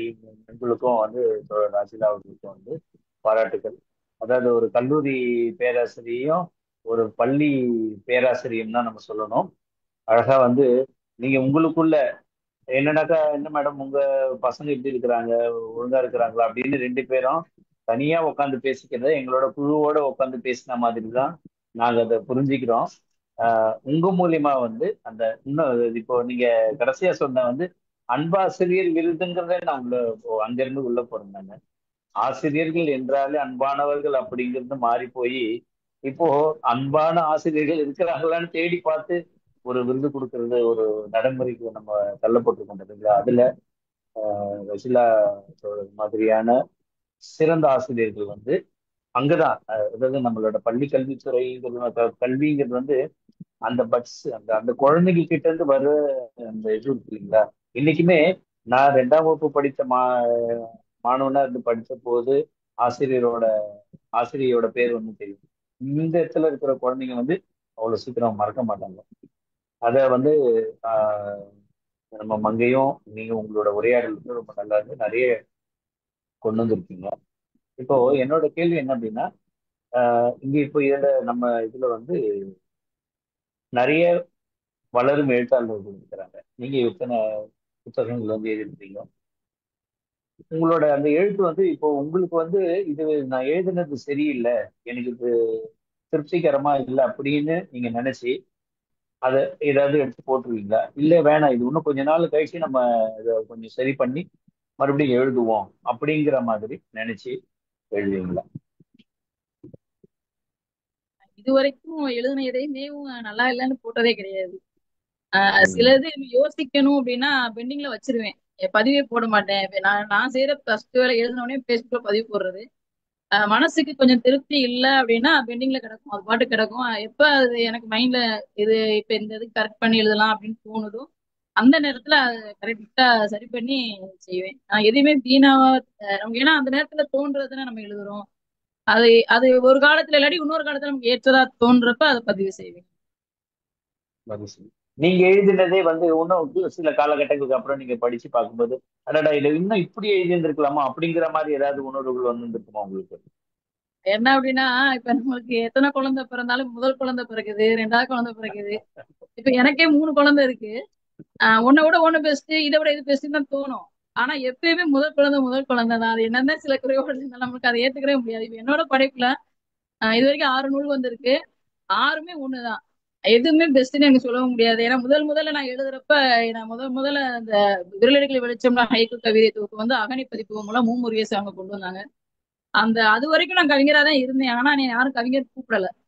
அந்த எப்ப நம்ம நூல் வெளியே வந்துச்சோ என்னை டீச்சர்னு கூப்பிட்டு இருப்பாங்க. முதல்ல ஒரு எழுத்தாளர் கவிஞர்னு ஒரு பதவி கிடைச்ச உடனே எனக்கு உண்மையிலேயே சொல்றேன் பயங்கரமான ஒரு சந்தோஷம்.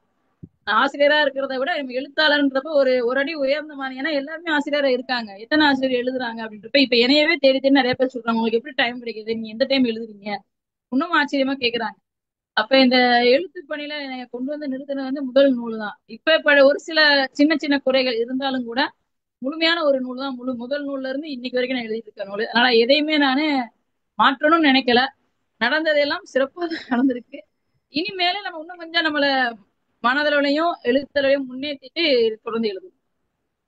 மகிழ்ச்சி மகிழ்ச்சி.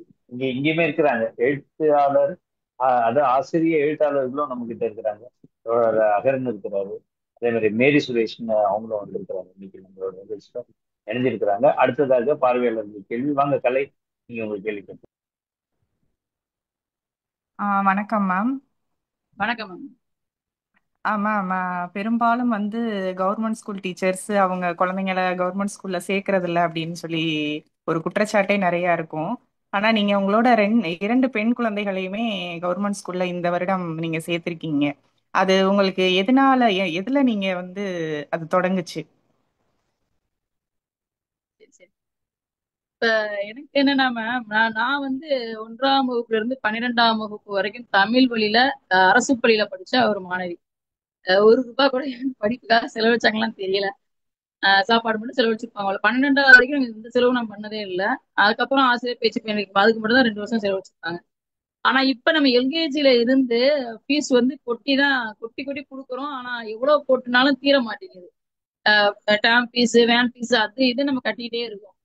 இப்ப எனக்கு வந்து என்னோட மகள்களை வந்து எல்கேஜில இருந்து ஆங்கில வழியில தான் படிச்சுட்டு வந்தாங்க, மெட்ரிகுலேஷன்ல படிச்சுட்டு வந்தாங்க. என்னுடைய கணவர் வந்து முழுக்க முழுக்க சிபிஎஸ்சில படிச்சவங்க.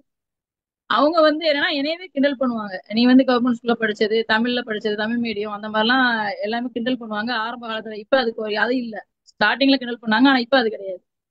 அப்படி இருக்க ஒரு வீட்டுல வந்து இப்ப அரசு கவர்மெண்ட் பள்ளியில என்னென்ன சலுகைகள் இருக்கு அப்படின்றது எனக்கு முன்னாடி தெரியாம போய் இப்ப சமீபத்துல தெரிஞ்சு அந்த பல விஷயங்கள் 7.5 இதா இருக்கட்டும், கலை திருவிழா நிகழ்ச்சிகளா இருக்கட்டும், நம்ம என்னோட குழந்தைகளுக்கு எவ்வளவோ திறமைகள் இருந்தாலும் அதை வெளிக்கொண்டு வர்றது மெட்ரிகுலேஷன் ஸ்கூல்ல முடியல.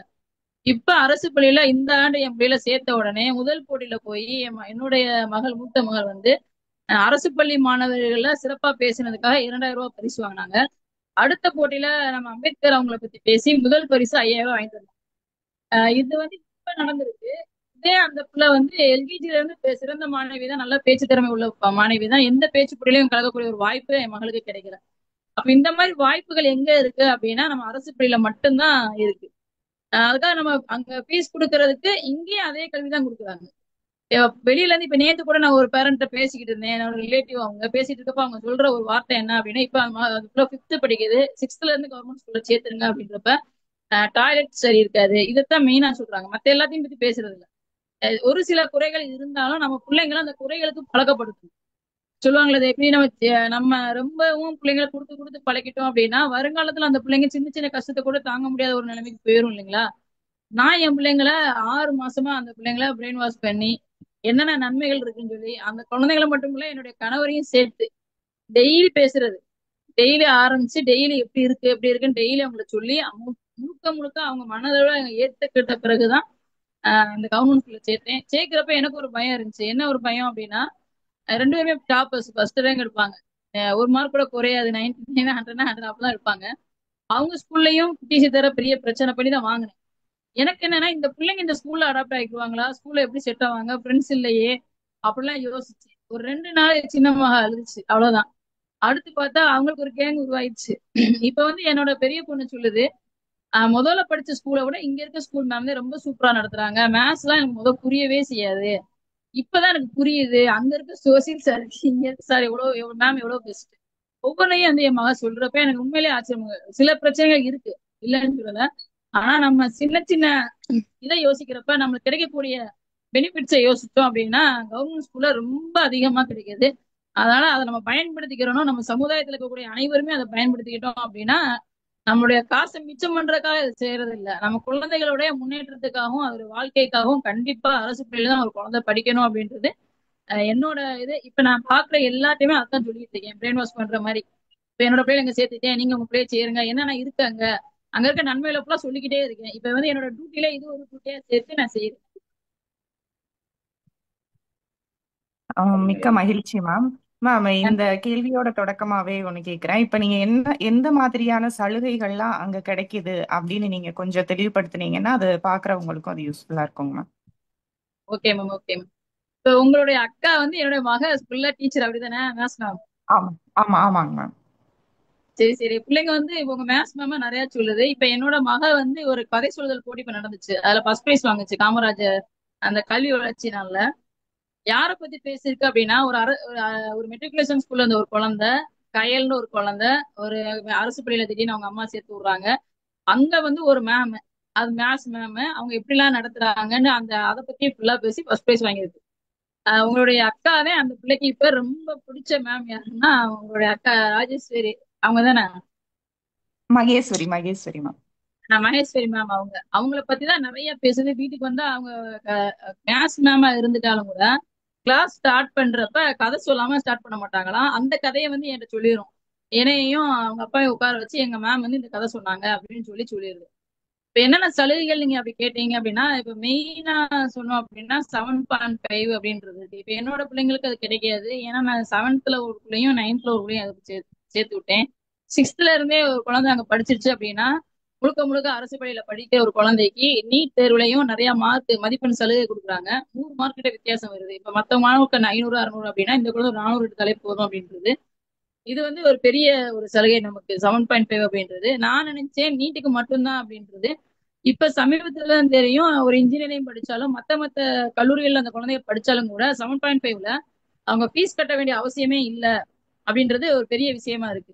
அப்ப எத்தனையோ பேர் வந்து இந்த இன்னைக்கு கூட எங்க ஸ்கூல்ல வந்து ஒருத்தவங்க பேசுனாங்க, ஃபர்ஸ்ட் இயர் செகண்ட் இயர் படிக்க வச்சுட்டேன், தேர்ட் இயர்ல இப்ப நிப்பாட்ட போறேன் நானு, ஏன்னா என்னால ஃபீஸ் கட்ட முடியல அப்படின்னு. சாதாரண ஒரு ஆர்ட்ஸ் காலேஜ்ல. அப்ப நான் அதுக்கு வந்து வழிமுறைகள் இப்ப சொல்லி விட்டுருக்கேன், அதுக்கு ஸ்காலர்ஷிப் நான் வாங்கி தரேன். இப்ப என்னோட வழிகாட்டுதல்ல ஒரு ஒரு 10 பேர்கிட்ட நான் ஸ்காலர்ஷிப் வாங்கி கொடுத்துருக்கேன். 3 வருஷத்துக்கும் முழு ஃபீஸ் வந்து கட்டிடுவோம். அந்த அறம் கிளை அப்படின்றது மூலமா 3 வருஷத்துக்கும் ஃபுல் ஃபீஸும் கட்டிடுவாங்க. அப்ப அந்த மாதிரி சில இதெல்லாம் சொல்லி செய்வோம். இப்போ அதை வந்து நம்ம அறம் கிளை அப்படின்னு தேடி போறதை விட கவர்மெண்ட்டே அந்த சலுகையை நமக்கு செய்யுது. நம்ம குழந்தைகளுக்கு முழுக்க காலேஜ் முடிக்கிற வரைக்கும் கவர்மெண்ட் வந்து பொறுப்பேற்றுக்கிறது, அவங்க குழந்தையா வச்சுக்கிறது. அப்ப அந்த சலுகை நமக்கு யாருக்கு கிடைக்கும்? மாதம் 1000 ரூபாய் போடுறாங்க. இந்த மாதிரி சலுகை 1000 ரூபான்றதை விட அவங்க லைஃப் முழுக்க வந்து நிறைய பெனிஃபிட்ஸ் கிடைக்குது. அதை விட 10th டாப்பர்ஸா வரக்கூடிய குழந்தைகளுக்கு school first, district first, state first இந்த மாதிரி வரக்கூடிய குழந்தைங்களுக்கு வந்து மாடல் ஸ்கூல் வச்சிருக்காங்க.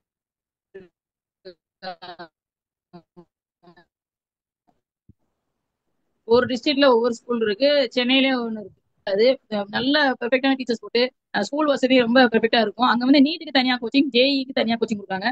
அப்ப அந்த குழந்தைய வந்து 11th 12thலயும் எதிர்காலத்துல அந்த என்ன தொழில் என்ன வேலைக்கு போகணும் அப்படின்றத இது பண்ணி என்ன படிக்கணும்ன்றத பண்ணி அதுக்கான முழு படிப்பை வந்து 11th 12thலயே கொடுத்துருக்காங்க. இது வந்து நம்மளா தனியா கூட நம்ம செய்ய முடியாது. அப்ப மாடல் ஸ்கூல்னு ஒண்ணு இருக்கிறது வந்து ஒரு பெரிய கிஃப்ட். நம்ம மாடல் ஸ்கூல்ல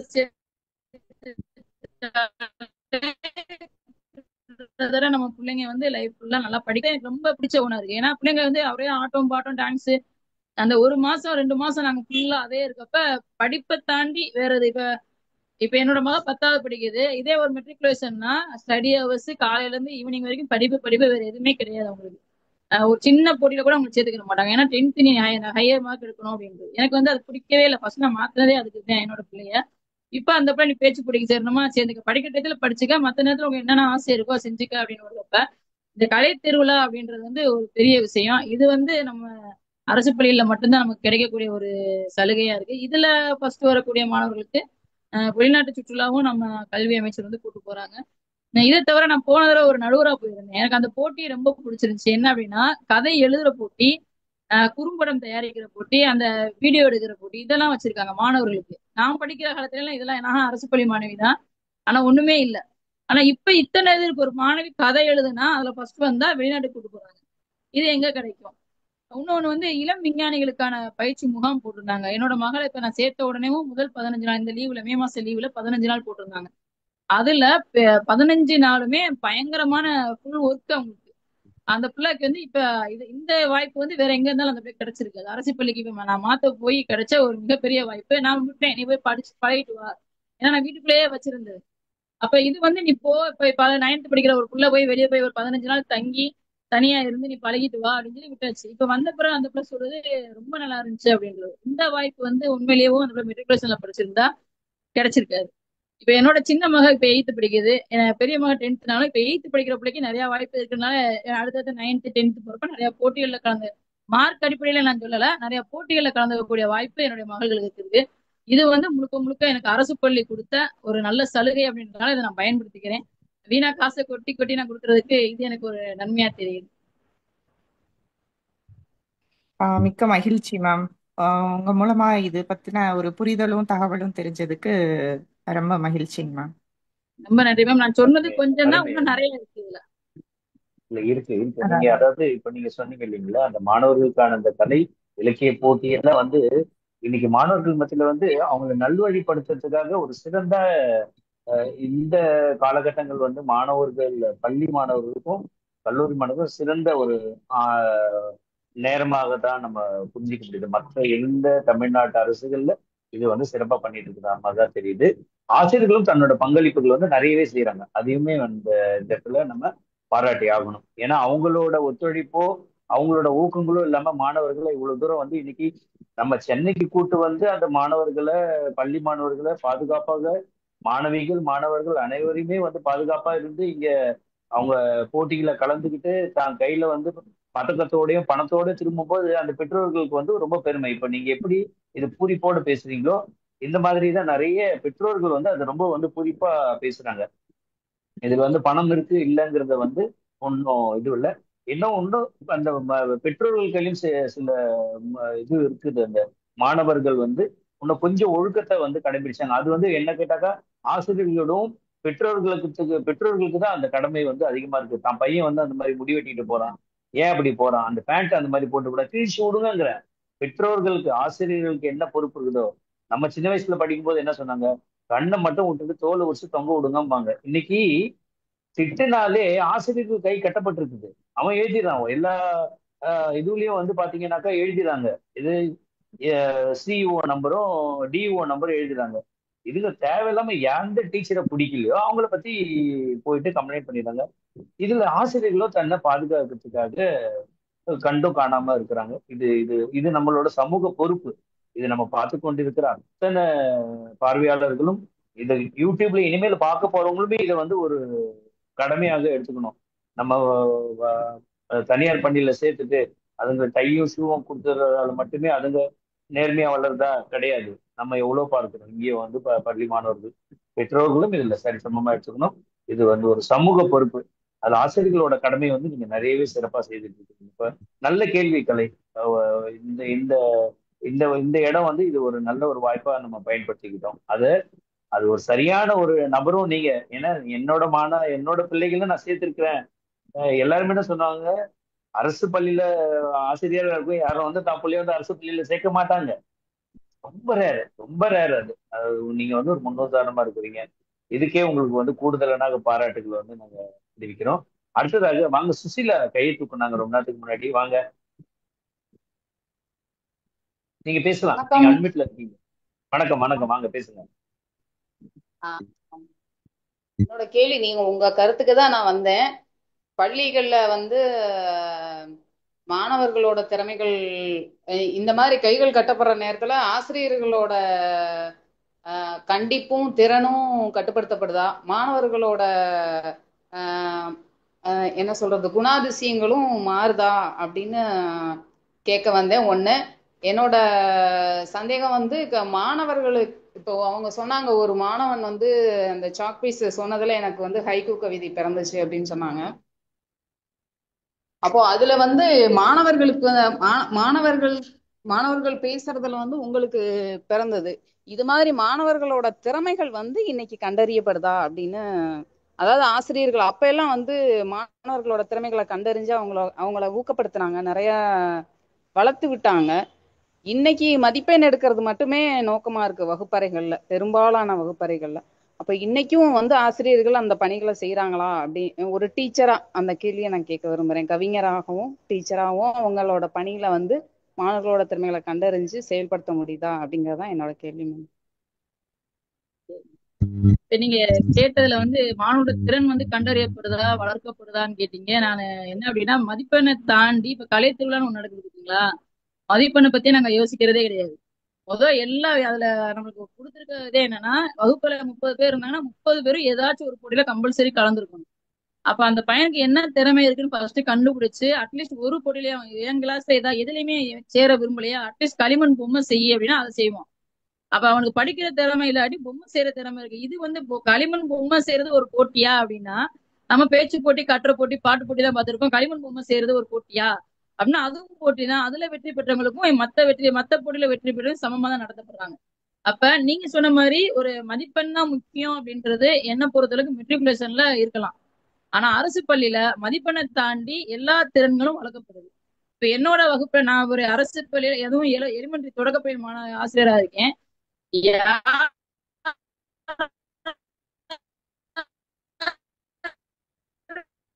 பேசணுமோ கம்பல்சரி எல்லா பொருளையும் சேர்த்து விட்டுருவேன்.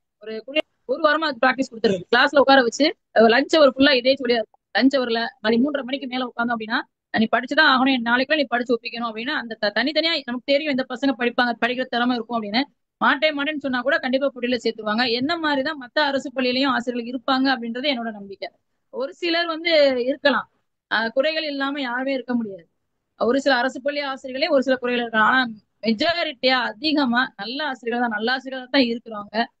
தன்னுடைய குழந்தைகள் வந்து முழு அளவுல இப்ப எனக்கு வந்து என்ன கஷ்டம் அப்படின்னா, நான் அரசு பள்ளியில 12th வரைக்கும் படிச்சேன். ஒரு போட்டியில கூட நான் கலந்துக்கிட்டது இல்லை. ஆனா படிப்புல நான் ஃபர்ஸ்ட் ரேங்க் எடுப்பேன். எனக்கு தெரிஞ்சு நான் 3வது இருந்து நான் ஃபர்ஸ்ட் ரேங்க் எடுத்திருக்கேன். 435 மார்க் எடுத்தேன், 980 மார்க் எடுத்தேன், எல்லாமே எடுத்தேன். நல்லா படிப்பேன், பாட்டு சூப்பரா பாடுவேன், எல்லாமே செய்வேன்.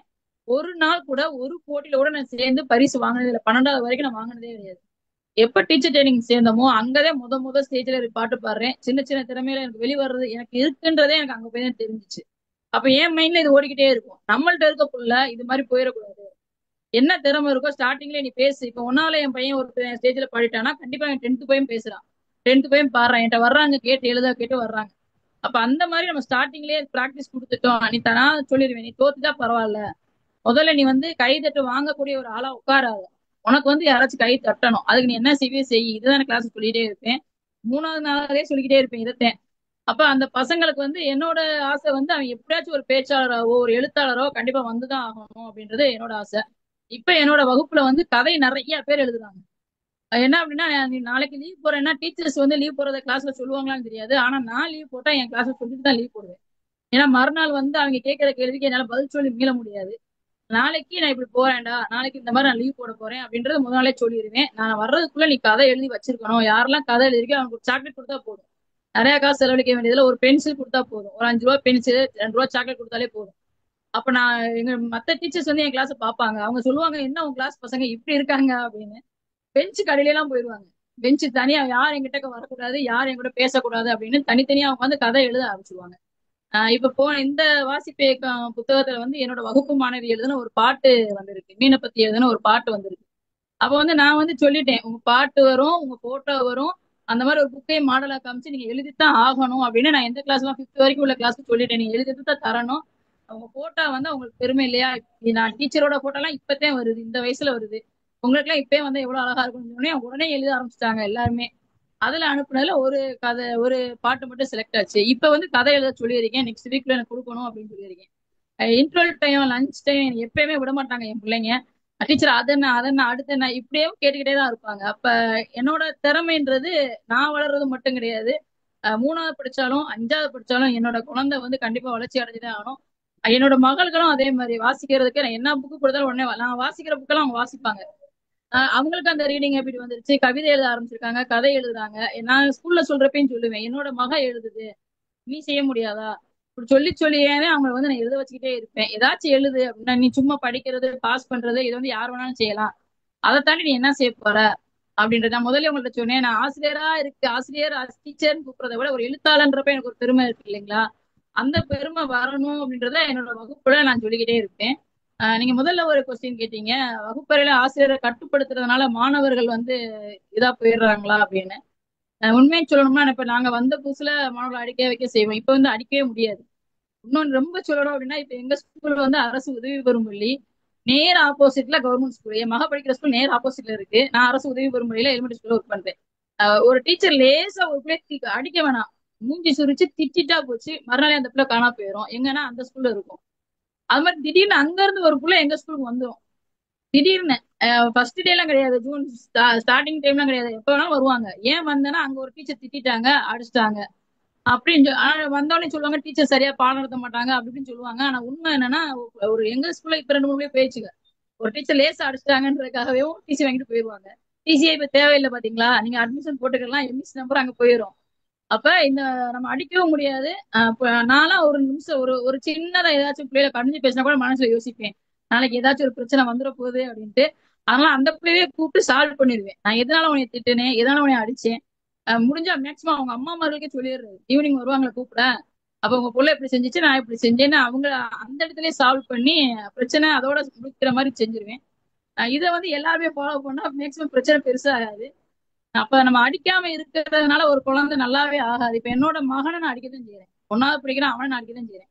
இப்ப தப்பு பண்ற குழந்தைய நம்ம அடிக்கடி ஒரு பழமொழி சொல்லுவாங்கல்ல, டீச்சர்ட்ட அடி வாங்காடி போலீஸ்ல அடி வாங்குவோம் அப்படின்னு.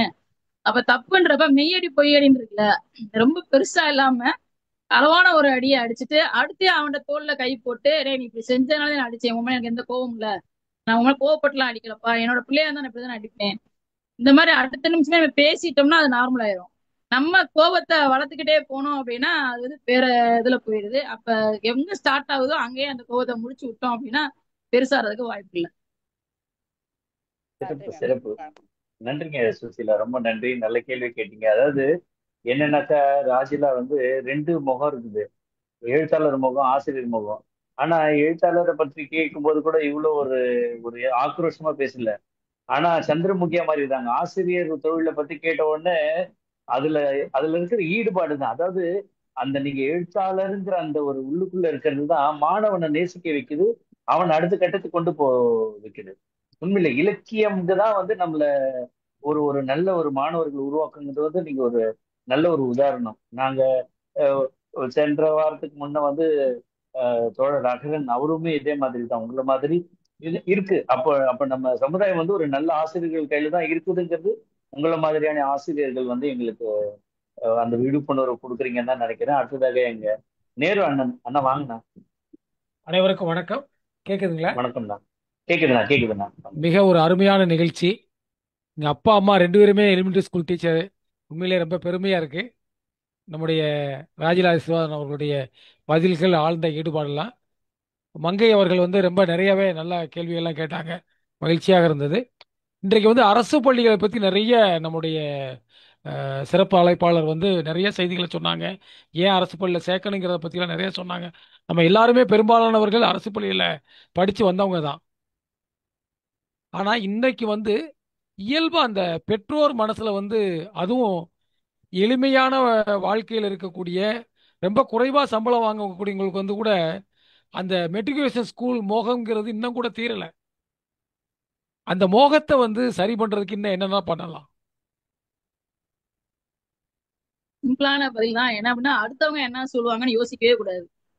நான் வந்து இப்ப ஒருவேளை எங்க கணவரா இருந்தா கூட அடுத்தவங்க நம்ம புள்ள கொண்டு போய் ஒரு இதா படிச்ச புள்ள, ஒரு சிபிஎஸ்சி சிலபஸ்ல மெட்ரிகுலேஷன்ல படிச்ச புள்ளைய கொண்டு போய் போடுறப்ப அடுத்தவங்க என்ன சொல்லுவாங்க, நம்ம மனசு இப்ப எனக்கு சரின்னா நான் செஞ்சிட வேண்டியதுதான்.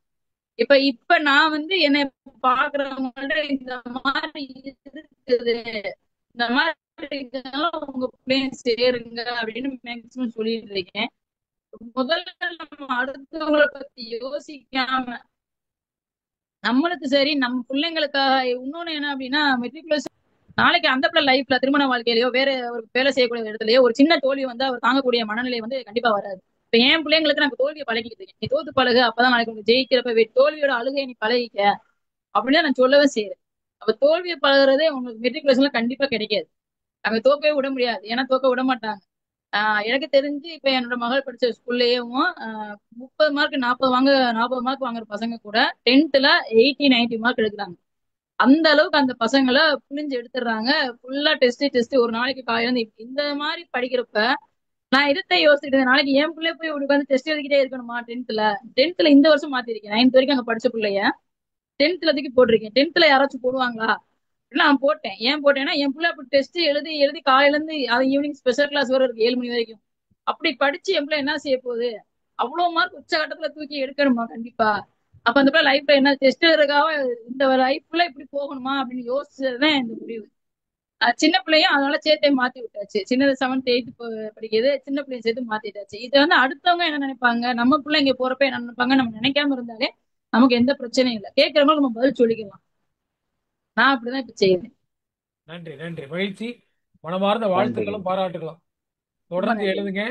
நல்லாசிரியர் விருதெல்லாம் உங்களுக்கு கிடைக்கணும். மகிழ்ச்சி. நன்றி. அப்ளை பண்ணிருக்கேன். நன்றி நன்றி. வாழ்த்துக்கள். வாழ்த்துக்கள். வாங்க அடுத்தது ராஜாகுமார், உங்களை நான் அட்மிட் பண்ணியிருக்கேன். நீங்க அட்மிட் பண்ணிட்டு பேசலாம். பேசுங்க சார். அன்பார்ந்த தமிழ் மக்களுக்கும் இதில் கூடியிருக்கும் தமிழ் மக்களுடைய நெஞ்சங்களுக்கும் கவிக்குயில், கம்பத்து கவிக்குயில் ராஜிலா பர்வீன், அன்பின் ஆசிரியை விருது பெற்ற ராஜிலா பர்வீன் கம்பத்து கவிக்குயிலுக்கு என்னுடைய வாழ்த்துக்கள். அங்கே கூடியிருக்கும் அத்துணை தமிழ் நெஞ்சங்களுடைய வாழ்த்துக்களோடு என்னுடைய வாழ்த்துக்களை இணைத்துக் கொள்கிறேன். என் பெயர் ராஜ்குமார். ஒமான் நாட்டிலிருந்து தமிழ் குடும்பம். என்னுடைய தமிழ் குடும்பம் ஒமான் நாட்டில் வசித்து வருகிறது.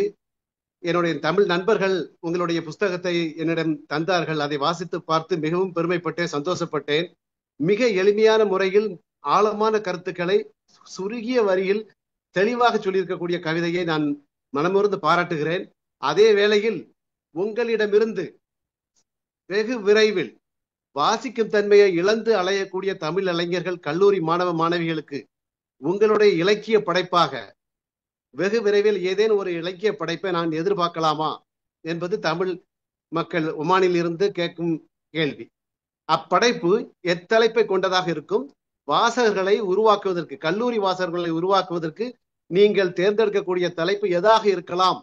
வெகு விரைவில் அதை நாங்கள் தெரிந்து கொள்வதற்கு ஆர்வமாக இருக்கிறோம். அதை பற்றி சற்று சொல்ல முடியுமா என்பது எங்களுடைய கேள்வி.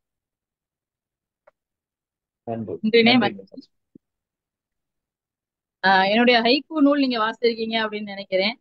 அதுதான் சுருக்கமா 3 வரிகள்ல எழுதப்பட்ட அந்த நூல்கள். அது வாசகரை ஈர்க்கணும் அப்படின்னா நம்ம ஒரு நல்ல கதை கொடுத்தாலே, கல்லூரி மாணவர்கள் நீங்க சொன்னதுனால அநேகமா காதல் கவிதைகளே கல்லூரி மாணவர்களை ஈர்த்துரும்.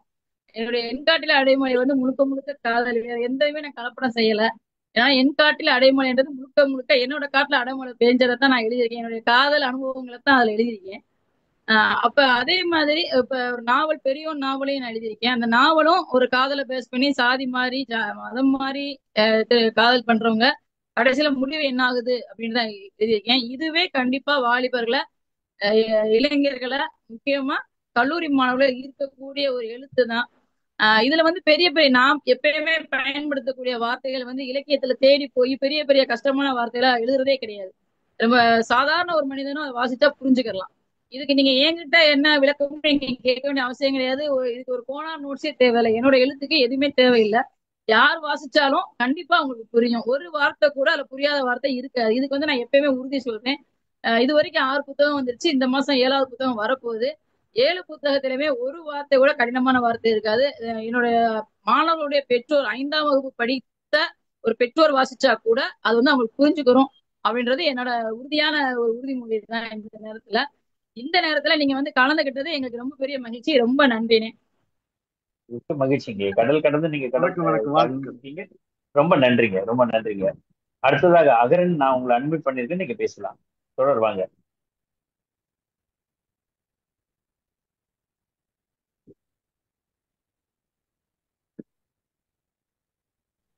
ஹலோ, பேசலாம். பேசலாம். கேக்குது பேசுங்க. வணக்கம் ராஜிலா. வணக்கம். வணக்கம் தோழர். பைக்ல டிராவல்ல இருக்கேன், அந்த ஓரமா நிப்பாட்டிக்கிறேன், ஒரு நிமிஷம். இப்போ என்னோட கேள்விக்கு முன்னாடி முதல்ல வாழ்த்து சொல்லிடுறேன். அந்த சௌமா விருதுக்கும் இப்ப அந்த அன்பாசிரியர் விருதுக்கும் அதுக்கு நான் போஸ்ட் கூட போட்டிருப்பேன், எங்க வீட்டு பொண்ணு அப்படின்னு. அது உள்ளபடியே மனசார போட்டது. ஏன்னா அந்த அளவுக்கு சமீப காலங்கள்ல வந்து ரொம்ப நெருக்கமாயிட்டோம், நானும் ரிஸ்வான் தோழரும். இப்ப என்னோட கேள்வி வந்து, ஒரு படைப்பாளர், ஒரு பெண் படைப்பாளர் அப்படிங்கிற இதுல நீங்க வந்து உங்களோட சுதந்திரம், இதுல வந்து உங்களுக்கான சுதந்திரம் எதுன்னு நினைக்கிறீங்க? உங்களுக்கான கட்டுப்பாடு என்னவா இருக்குன்னு நினைக்கிறீங்க? இது முதல் கேள்வி. அடுத்த கேள்வி வந்து, படைப்புகள்ல வந்து உங்களோட பலம் எதுன்னு நினைக்கிறீங்க? உங்களோட பலகீனம் அப்படிங்கிறது எது? இந்த 2 கேள்விக்கும் பதில் சொல்லுங்க. சுதந்திரம் எது, கட்டுப்பாடு எது நீங்க கேட்டிருந்தீங்க போல. என்ன அப்படின்னா ஆமான்னு சொல்றாரு. நீங்க பேசுங்க. சுதந்திரம் அப்படின்றது நான் மனசுல நினைச்சதை எல்லாமே நான் எழுதலாம். எதை தோணுதோ, நான் பெரும்பாலும் நான் எது சமூகம் சார்ந்து அந்த மாதிரி நான் எது தோணுதோ இப்ப எழுதுறேன். கட்டுப்பாடு அப்படின்றப்ப என்ன அப்படின்னா, இப்ப என்னுடைய நூலை வந்து என்னுடைய மகள் படிக்கிறாங்க. என்னுடைய நூலுக்கு வந்து முதல் வாசகரே என்னுடைய கணவரும் என்னுடைய மகள்களுமே. அப்ப நான் எழுதின உடனே அவங்கள்ட்ட காட்டுவேன். அப்ப என்னுடைய மகள் படிக்கக்கூடிய அளவுல தான் நான் எழுதுறேன். அதை தாண்டி நான் எழுதக்கூடாது. ஏன்னா அந்த மகள் படிச்சு இன்னும் அம்மா இப்படி எழுதியிருக்காங்களே அப்படின்னு யோசிக்கிற அளவுக்கு நான் கண்டிப்பா நான் எழுத மாட்டேன். அது வந்து என்னோட கட்டுப்பாடா நான் நினைச்சுக்கிறேன். சுதந்திரம் அப்படின்றப்ப எதெல்லாம் எழுதலாமா அப்படின்னு யோசிப்பேன் சிலது. அப்ப என்னோட கணவர்கிட்ட கேட்பேன், இந்த மாதிரி நான் எழுதலாமா அப்படின்னு. கண்டிப்பா எழுது, இதெல்லாம் என்ன இருக்கு அப்படின்னாங்க. முதல்ல எனக்கு சில ஆசிரியர்கள் எனக்கு ஐடியா சொன்னது என்ன அப்படின்னா, ஒரு ஆசிரியரா இருக்கிறப்ப என்காட்டு அடைமலை நூல் எழுதுனேன் இல்லைங்களா, அப்ப என்கிட்ட சொன்னது, ஒரு ஆசிரியரா இருந்துகிட்டு காதல் கவிதை நூல் எழுதலாமா, ஃபர்ஸ்ட் காதல் கவிதையே எழுதலாமான்னு கேட்டாங்க. நான் சிரிச்சிட்டு ஏங்க என்ன அப்படின்னா, நம்மகிட்ட படிக்கிற பசங்க அதை படிச்சாங்கன்னா நம்ம எப்படி நினைப்பாங்க? ஏங்க நம்ம கல்யாணம் பண்ணியிருக்கோம், எத்தனையோ பேர் காதல் திருமணமே முடிச்சிருக்கோம், இதை ஏங்க காதல் கவிதை எழுதுனா என்ன அப்படிங்கிற வீம்புல ஒரு வைராக்கியத்துல போட்டதுதான், வம்புக்குனே போட்ட நூல் தான் என் காட்டில் அடைமலை. முழுக்க முழுக்க காதல் கவிதையில போட்டேன். வேணுக்குனே அதுல சமர்ப்பணத்துல என் பெருங்காதல்காரன் ரிஸ்வானுக்குன்னு போட்டேன். அடுத்தவங்களுக்காக இல்ல, என்னுடைய சுதந்திரம் அது, என்னுடைய எழுத்து அது. நான் கண்டிப்பா அதை நான் செஞ்சுட்டே தருவேன். என்னுடைய எழுத்துக்களை முழுக்க என்னுடைய மகள்கள் படிச்சிருக்காங்க. அடுத்தது நீங்க ரெண்டாவது என்ன கொஸ்டின் கேட்டீங்க அப்படின்னா, என்ன தொடர் கேட்டீங்க? சுதந்திரம் கட்டுப்பாடு கேட்டீங்க ஃபர்ஸ்ட். இது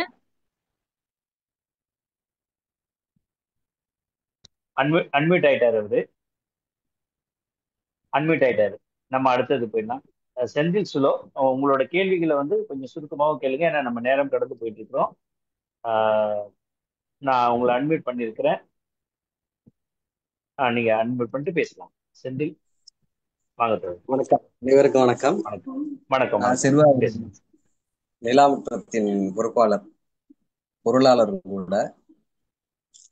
முதல்ல கவிஞர் ராஜிலா அவர்களுக்கு எனது மனமார்ந்த வாழ்த்துக்கள். மிக சிறந்த பதிலும், அவரோட நூல்களை பத்தியும் கவிதைகளை பத்தியும் சொன்ன தகவலை விட அவர் பள்ளிக்கூடத்தை பத்தியும் மாணவர்களை பத்தியும் சொன்னது வந்து மிக சிறப்பா இருந்தது. கேட்கறதுக்கு அருமையா இருந்தது. பழைய நினைவுகள் எல்லாம் ஆசைப்பட்டது இன்னும் சிறப்பு. கவிஞர் கொஞ்சம் வெளியில போனதுக்கு அப்புறம் நெறியாளர் ஒரு கவிதையை வாசிச்சிருந்தாங்க. அம்மாவின் ஞாபகம் பழைய பெட்டிக்குள் கிழிந்த சேலைகள் அப்படிங்கிறது ரொம்ப உருக்கமாகவும் மிக அருமையாகவும் இருந்தது. கவிதை எங்கேயும் கிடைக்கும் அப்படிங்கிறதுக்கு சான்றா கவிஞர் ராஜிலா அவர்களே சொன்னது கரும்பலகையில் கீச் கீச் கதரும் சாக் பீஸ் அப்படின்னு. இதுல எனக்கு கேள்வி என்ன அப்படின்னா, 2002 வேலைக்கு சேர்ந்ததா சொல்லியிருந்தாங்க. இந்த கவிதை பிறந்ததற்கான காரணம் ஒரு மாணவன் ஃபயாஸ் அப்படிங்கிற பையனோட பேர் சொல்லியிருந்தாங்க. அந்த 2002 இன்னைக்கு 25 ஆச்சு. இவ்வளவு வருஷத்துல அந்த பையனோட பேர் நினைக்கிறதுக்கு எப்படி காரணம்? இந்த ஆசிரியர்கள்லாம் இப்படியே தான் இருக்கிறீங்களா? ஆசிரியர்கள் வந்து ஆசிர்வதிக்கப்பட்டவர்கள் அப்படின்னு கவிஞர் வாயாலே ஒரு வார்த்தை சொல்லியிருந்தாரு. என்னை பொறுத்தவரை இந்த உலகத்துல போராமை இல்லாத ஒரு நபர் யாருன்னா அது ஆசிரியர்கள். தாங்கிட்ட வளர்ந்தவன் எவ்வளவு பெரிய ஆளானாலும் போராமையோட பாக்குறதே இல்லை, வாழ்த்தான் செய்வார்கள். அது மாதிரி இந்த ஆசிரியருக்கு, ராஜிலா கவிஞர் அவர்களுக்கு இந்த பையனோட நினைவுகள் இன்னும் நிக்கிறதுக்கு காரணம் என்ன அப்படின்னு தெரிஞ்சுக்கலாமே அப்படிங்கிறது தான். ரெண்டாவது, செருவாவடுதிக்கு கவிஞர் வந்திருந்தாரு, அதோட நினைவுகள் இருக்கா அப்படிங்கிறத நிலாமுற்றத்தோட 4வது ஆண்டு விழா 2019 9வது மாசம் 27ஆம் தேதி கவிஞருக்கு நினைவு இருக்கா அப்படிங்கிறதையும் கேள்வியாவே வச்சுக்கிறேன். நன்றி. நன்றி. நன்றி. முதல்ல செந்தில் சுலோத்தோருக்கு வணக்கம். உங்களுக்கு ரொம்ப தெரியும், ரொம்ப அறிமுகம் இருக்கு நமக்கு. என்னன்னா சொல்லுவோம்ல, நம்ம பொதுவாகவே நம்ம நிலாமுற்றம் பதிவுல போடுறப்ப சொல்லுவோம், நிலாமுற்றம் என்னோட தாய் வீடு அப்படின்னு. என்னைய எழுத்து எப்படி 1ஆம் கிளாஸ் பிள்ளைக்கு டீச்சர் வந்து கையை பிடிச்சு இப்படி போட பழக்குவாங்களோ, அது மாதிரி எனக்கு கவிதை எழுதுற முறையை சொல்லி கொடுத்தது நிலாமுற்றமா தான் இருக்கணும் கண்டிப்பா. எனக்கு ஆரம்ப காலத்துல நிறைய கவிதைகள் அந்த போட்டிக்காக எழுதிக்கிட்டே இருப்பேன். அதுல சான்றிதழ் மட்டும் என் எக்கச்சக்கமா இருக்கு. அதுல அந்த பேரு ராஜிலா ரிஜ்வான் வரணும், அதுக்காக நான் என்ன வேணாலும் செய்வேன். இன்னைக்கு டேட்டுக்குள்ள முடிக்கணும்னு ஒரு டைம் கொடுத்துருவீங்க இல்லையா, இந்த வாரத்துக்குள்ள முடிக்கணும்ன்றப்ப அதுல நிறைய காதல் கவிதை எழுதிருக்கேன். அந்த 4 வரி கவிதைகள் நம்ம எழுதுவோம்ல, ஃபர்ஸ்ட் வார்த்தை மட்டும் கொடுத்துருவாங்க இல்லையா, அது நிறைய எழுதிக்கிட்டே இருப்பேன். எத்தனை எழுதுவேன்னு எனக்கே தெரியாது. அந்த ஒரு வார்த்தைக்கு நான் 10 எழுதிட்டு தான் 1 பதிவு செய்வேன். அப்ப அந்த மாதிரி என்னை எழுத பழக்கினது வந்து நிலாமுற்றம் தான். உண்மையிலேயும் முத்துமடை மாறன் தோழர் அவர்களுக்கும் இந்த நேரத்துல நான் பெரிய நன்றியை சொல்லிக்கிறேன். நாங்க பதிவு செய்யறப்பே சொல்லுவோம், நிலாமுற்றம் எங்களோட தாய் வீடு. நாங்க எங்கதான் நாங்க சுத்தினாலும் நாங்க கடைசியில வந்து சேரக்கூடிய இடம் வந்து எங்களோட நிலாமுற்றம் தான். அதுல உங்களை நான் எப்படி மறப்பேன்? அதுவும் நம்ம அந்த ஆண்டு விழாவை நான் எப்படி மறப்பேன்? அதுல உடனடி ஹைக்கு வச்சு நான் அந்த ஹைக்கு போட்டியில ஜெயிச்சு எங்க சான்றிதழ் நீங்க கொடுத்துருக்கீங்க. அதெல்லாம் கண்டிப்பா மறக்கவே மாட்டேன். இன்னமும் என்னோட பதிவுகள்ல அது இப்ப கூட நல்லா செய்யறதுக்கு அப்ளை பண்றப்ப நிலாமுற்றத்துக்கு எத்தனையோ இதை நான் விருதுகளை எடுத்து நான் அனுப்பியிருக்கேன். அந்த வகையில நிலாமுற்றத்தையும் உங்களையும் என்னால மறக்கவும் முடியாது. இப்ப நிலாமுற்றம் கொஞ்சம் முகநூல்ல கம்மியா இருந்தாலும் கூட மற்றதுக்கு ஈக்குவலா இருந்தாலும், மற்ற இதை கம்பேர் பண்றப்ப ஆரம்ப காலத்துல எங்களை மாதிரி எல்லாத்தையும் வளர்த்து விட்டது இன்னைக்கு பெரிய பெரிய எழுத்தாளர் நீங்க யாரெல்லாம் சுட்டி காட்டுறீங்களோ கண்டிப்பா அவங்க ஆரம்பத்துல நிலாமுற்ற எழுத்துல எழுதுன ஒரு ஆளா தான் இருப்பாங்க. எனக்கு உண்மையை சொல்ல நான் ஓப்பனாவே சொல்லிடுறேன், எனக்கு எழுத்து பழக்கி விட்டது நிலாமுற்றம் தான். இது எங்க வேணாலும் நான் சொல்லிக்கிறேன். எனக்கு அதுல கவலையும் கிடையாது, வருத்தமும் கிடையாது. உண்மையை எங்க வேணாலும் நான் அடிச்சு சொல்லுவேன். அப்புறம் பயாஸ்ன்ற பையனோட பேர் எப்படி நினைவு இருக்குன்னு சொல்றீங்க? நான் எப்படிங்க மறப்பேன்? என்கிட்ட வந்து இப்ப நான் ஃபர்ஸ்ட் நான் வேலைக்கு சேர்ந்தப்போ ஒரு போட்டோ என் கையில கொடுத்துட்டு இதுல இருக்க பையங்க பேரெல்லாம் சொன்னா கண்டிப்பா நான் சொல்லிடுவேன். என்ன என்னோட நினைவாட்டலாம் அப்படின்னு தெரியாது. எனக்கு 1ஆவதுல இருந்து இப்ப வரைக்கும் எனக்கு என்னென்ன டீச்சர் கிளாஸ் எடுத்தாங்களோ டீச்சர் ட்ரைனிங் டீச்சர்ஸ் பேர்லாம் மறந்துருச்சு. 1ஆவதுல இருந்து 12ஆவது வரைக்கும் எனக்கு கிளாஸ் எடுத்த எல்லா டீச்சரோட நேமும் இப்போ வரைக்கும் எனக்கு தெரியுங்க. 1ஆவது 2ஆவது அன்னைமேரி டீச்சரு, 3ஆவது இருந்து மரகத டீச்சரு, 4ஆவது வந்து கோமதி டீச்சரு, 5ஆவது சித்தாய் டீச்சரு. சித்தாய் டீச்சர் என்னால வாழ்க்கையில மறக்க முடியாத ஒரு டீச்சர்னா சித்தாய் டீச்சரு. 6ஆவதுல ராஜம்மாள் டீச்சரு. அப்புறம் 7ஆவதுல Anandhi teacher, Parameswari teacher. Science எடுத்தவங்க பரமேஸ்வரி டீச்சரு, ஆனந்தி டீச்சரு. அப்ப ஹெச்எம்ஆ இருந்தவங்க போலு வாத்தியாரு. அப்புறம் நான் 8th வர்றப்ப போலு வாத்தியார் ரிட்டையர் ஆகி வசந்தா டீச்சர் வந்தாங்க, ஹெச்எம்ஆ இருந்தாங்க. மலர்விழி டீச்சரு அறிவியல் எடுத்தாங்க எங்களுக்கு 8th. அப்புறம் 9th ஜானகி டீச்சர். இப்படி நான் சொல்லி துளசிமணி டீச்சர். தமிழ் இந்த புணர்ச்சி பிரிக்கிறது இலக்கண குறிப்பு எல்லாம் சொல்லி கொடுத்தது முத நான் இலக்கணம் படிச்சது துளசிமணி டீச்சரு. இப்படி அடுத்து 11ஆவதுல 11வது பிச்சைமணி டீச்சர் கணக்கு சொல்லி கொடுத்தவங்க. கணக்கு ஒரு விருப்ப படமா எனக்கு மாறினதுக்கு மெயின் காரணமே பிச்சைமணி டீச்சரு. தமிழ் மேல ஒரு பற்று வரதுக்கு காரணம் துளசிமணி டீச்சரு. இப்படி எல்லா டீச்சரும் என் நினைவுல இருக்காங்க. இன்னமும் நான் சின்ன வயசுல 7ஆவதுல எங்க டீச்சர் பரமேஸ்வரி டீச்சர் அடிச்சுட்டாங்க என்னைய. இப்ப அந்த டீச்சர் பக்கத்து ஸ்கூல்ல ஹெச்எம்மா இருக்காங்க. நேரம் போய் சொல்லியிருக்கேன், எத்தனை தடவை அடிச்சிங்க ஏன்ல இன்னமா நினைவு வச்சு சுத்தரா அப்படின்வாங்க. அப்ப அந்த அந்த காலத்துல அவங்க அடிச்சிட்டாங்க, ஒரு தடவை அடிச்சிட்டாங்கன்னு ஒரு 5 மாசமா அவங்கள்ட்ட பேசவே இல்லை. நான் அவங்கள்ட்ட சயின்ஸ் கேட்டாலும் கொடுக்க மாட்டேன். ஏன்னா நீங்க அடிச்சிட்டீங்களா அப்படின்னா அதெல்லாம் அவங்கள்ட்ட சொல்லியிருக்கேன் இப்பயும். இன்னொரு டீச்சர் அந்தோனியம்மாள் டீச்சர் அப்படின்னு இருந்தாங்க, தமிழ் மேம். அவங்க வந்து நான் எழுத்து கொஞ்சம் 1 மார்க்ல செகண்ட் ரேங்க் போட்டுவாங்க. வேணுக்குன்னே 1 மார்க் குறைச்சு போட்டு செகண்ட் ரேங்க் போடுவாங்க. எதுக்குன்னா எழுத்து மாத்துன்னு அந்த கையிலே அடிப்பாங்க. அவங்கள்ட்ட இப்ப ஹெச்எம்மா இருந்தாங்க பக்கத்துல இருக்க கவர்மெண்ட் ஸ்கூல்ல. அவங்கள்ட்ட போய் சொன்னேன். இப்ப என்னை டிங்கின்னு அப்ப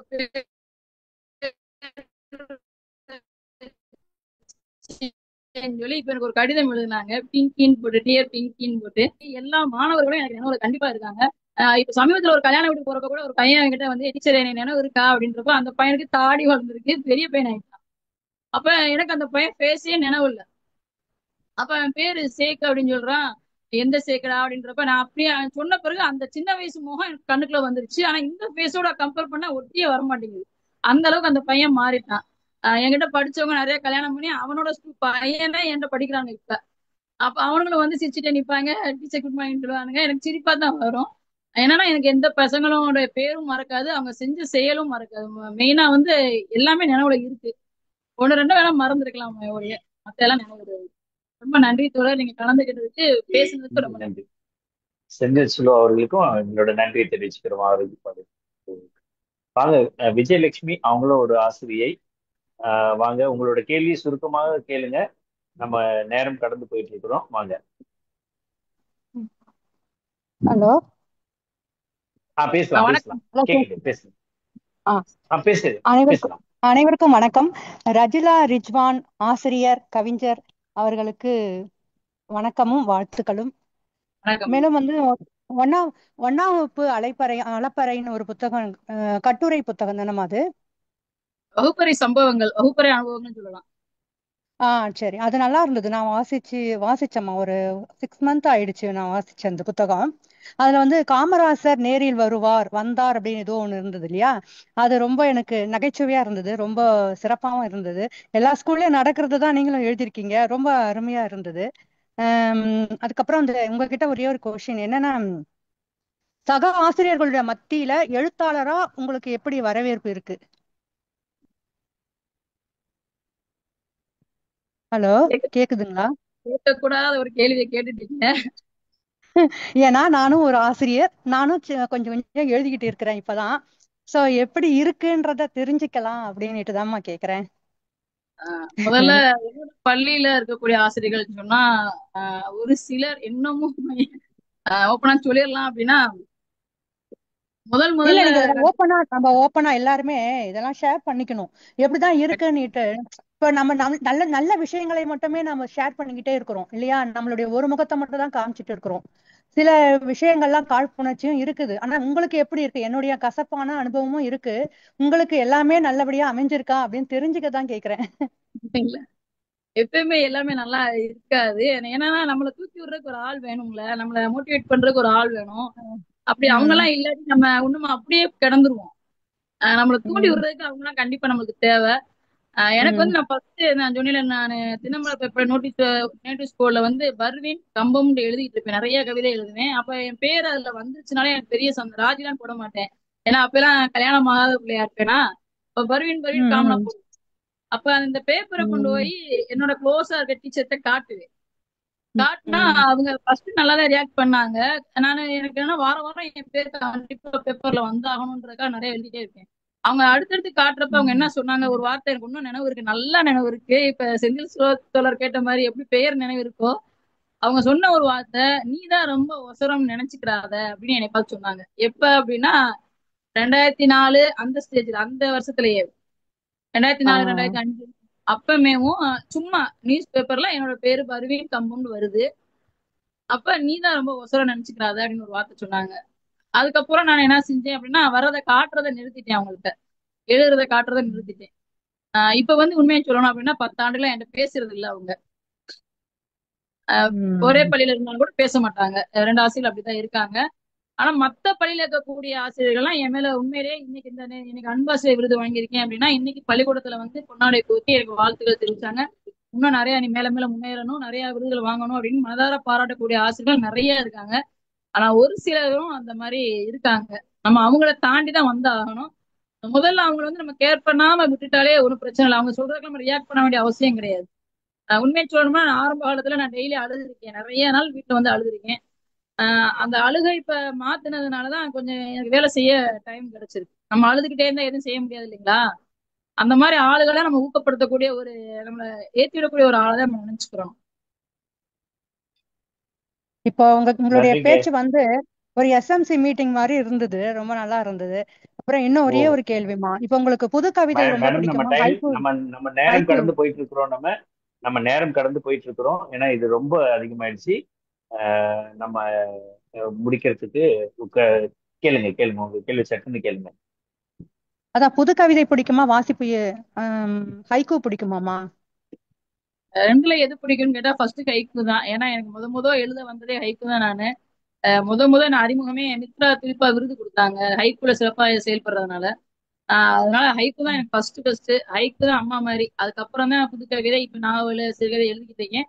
ஆனா ஃபர்ஸ்ட் எனக்கு ரொம்ப பிடிச்சது ராஜிலானா ஹைக்கூ தான் சொல்லுவாங்க பெரும்பாலும். ஆனா ஹைக்கூ கவிதை ரொம்ப பிடிக்கும். சரிம்மா, ரொம்ப நன்றி. இப்ப வாசிப்பு இயக்கத்துல எல்லாம் உங்களுடைய கதைகள்லாம் நாங்க எதிர்பார்க்கிறோம். என்னுடைய கதைகளும் வந்திருக்கு, எங்க பள்ளியினுடைய மாணவர்களுடைய கதைகளும் வந்திருக்கு. அதே போல உங்க பள்ளி குழந்தைகளையும் ஊக்கப்படுத்துங்க, உங்களுடைய கதைகளையும் நாங்க எதிர்பார்க்கிறோம். கூடிய சீக்கிரம் நல்லாசிரியர் விருது பெறவும் வாழ்த்துகிறேன். நன்றி. ரொம்ப நன்றி. சீக்கிரம் எழுதலாம். நன்றி ஆசிரியர். ராஜிலா தோழருக்கு வந்து வாழ்த்துக்கள். அதாவது உங்களை பற்றின கேள்விகளை கேட்கும்போது பாத்தீங்கன்னாக்கா நமக்கு வந்து பாதி நேரம் கூட வந்து போகல, சீக்கிரமாவே முடிஞ்சு போச்சு உங்களோட படைப்புகளை பற்றி பேசும்போது. ஆனா உங்களோட படைப்புகளான மாணவர்களை பற்றி பேசும்போதுதான் வந்து உண்மையான படைப்பை உங்களோட மாணவர்களாகத்தான் நாங்க இப்ப புரிஞ்சுக்கிறோம். உங்களோட பேச்சின் மூலயமாக நீங்க உங்களோட ஆசிரியர் பணியை வந்து எவ்வளவு தூரம் வந்து காதலிக்கிறீங்க அப்படிங்கிறது நீங்க அதை பத்தி பேசும்போது உங்களோட முகம் வந்து நல்ல ஒரு பிரகாசமாவே வந்துருந்தது. எழுதுங்க, தொடர்ந்து எழுதுங்க.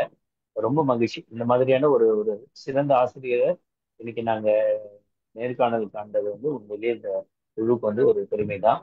உங்களை பேட்டி கண்ட நம்மளோட குழுவின் உறுப்பினர் மதிப்புமிகு மங்கை அவர்கள் வந்து நல்ல சிறப்பாக வந்து அவங்களுமே வந்து உங்களை நேர்காணல் கண்டாங்க.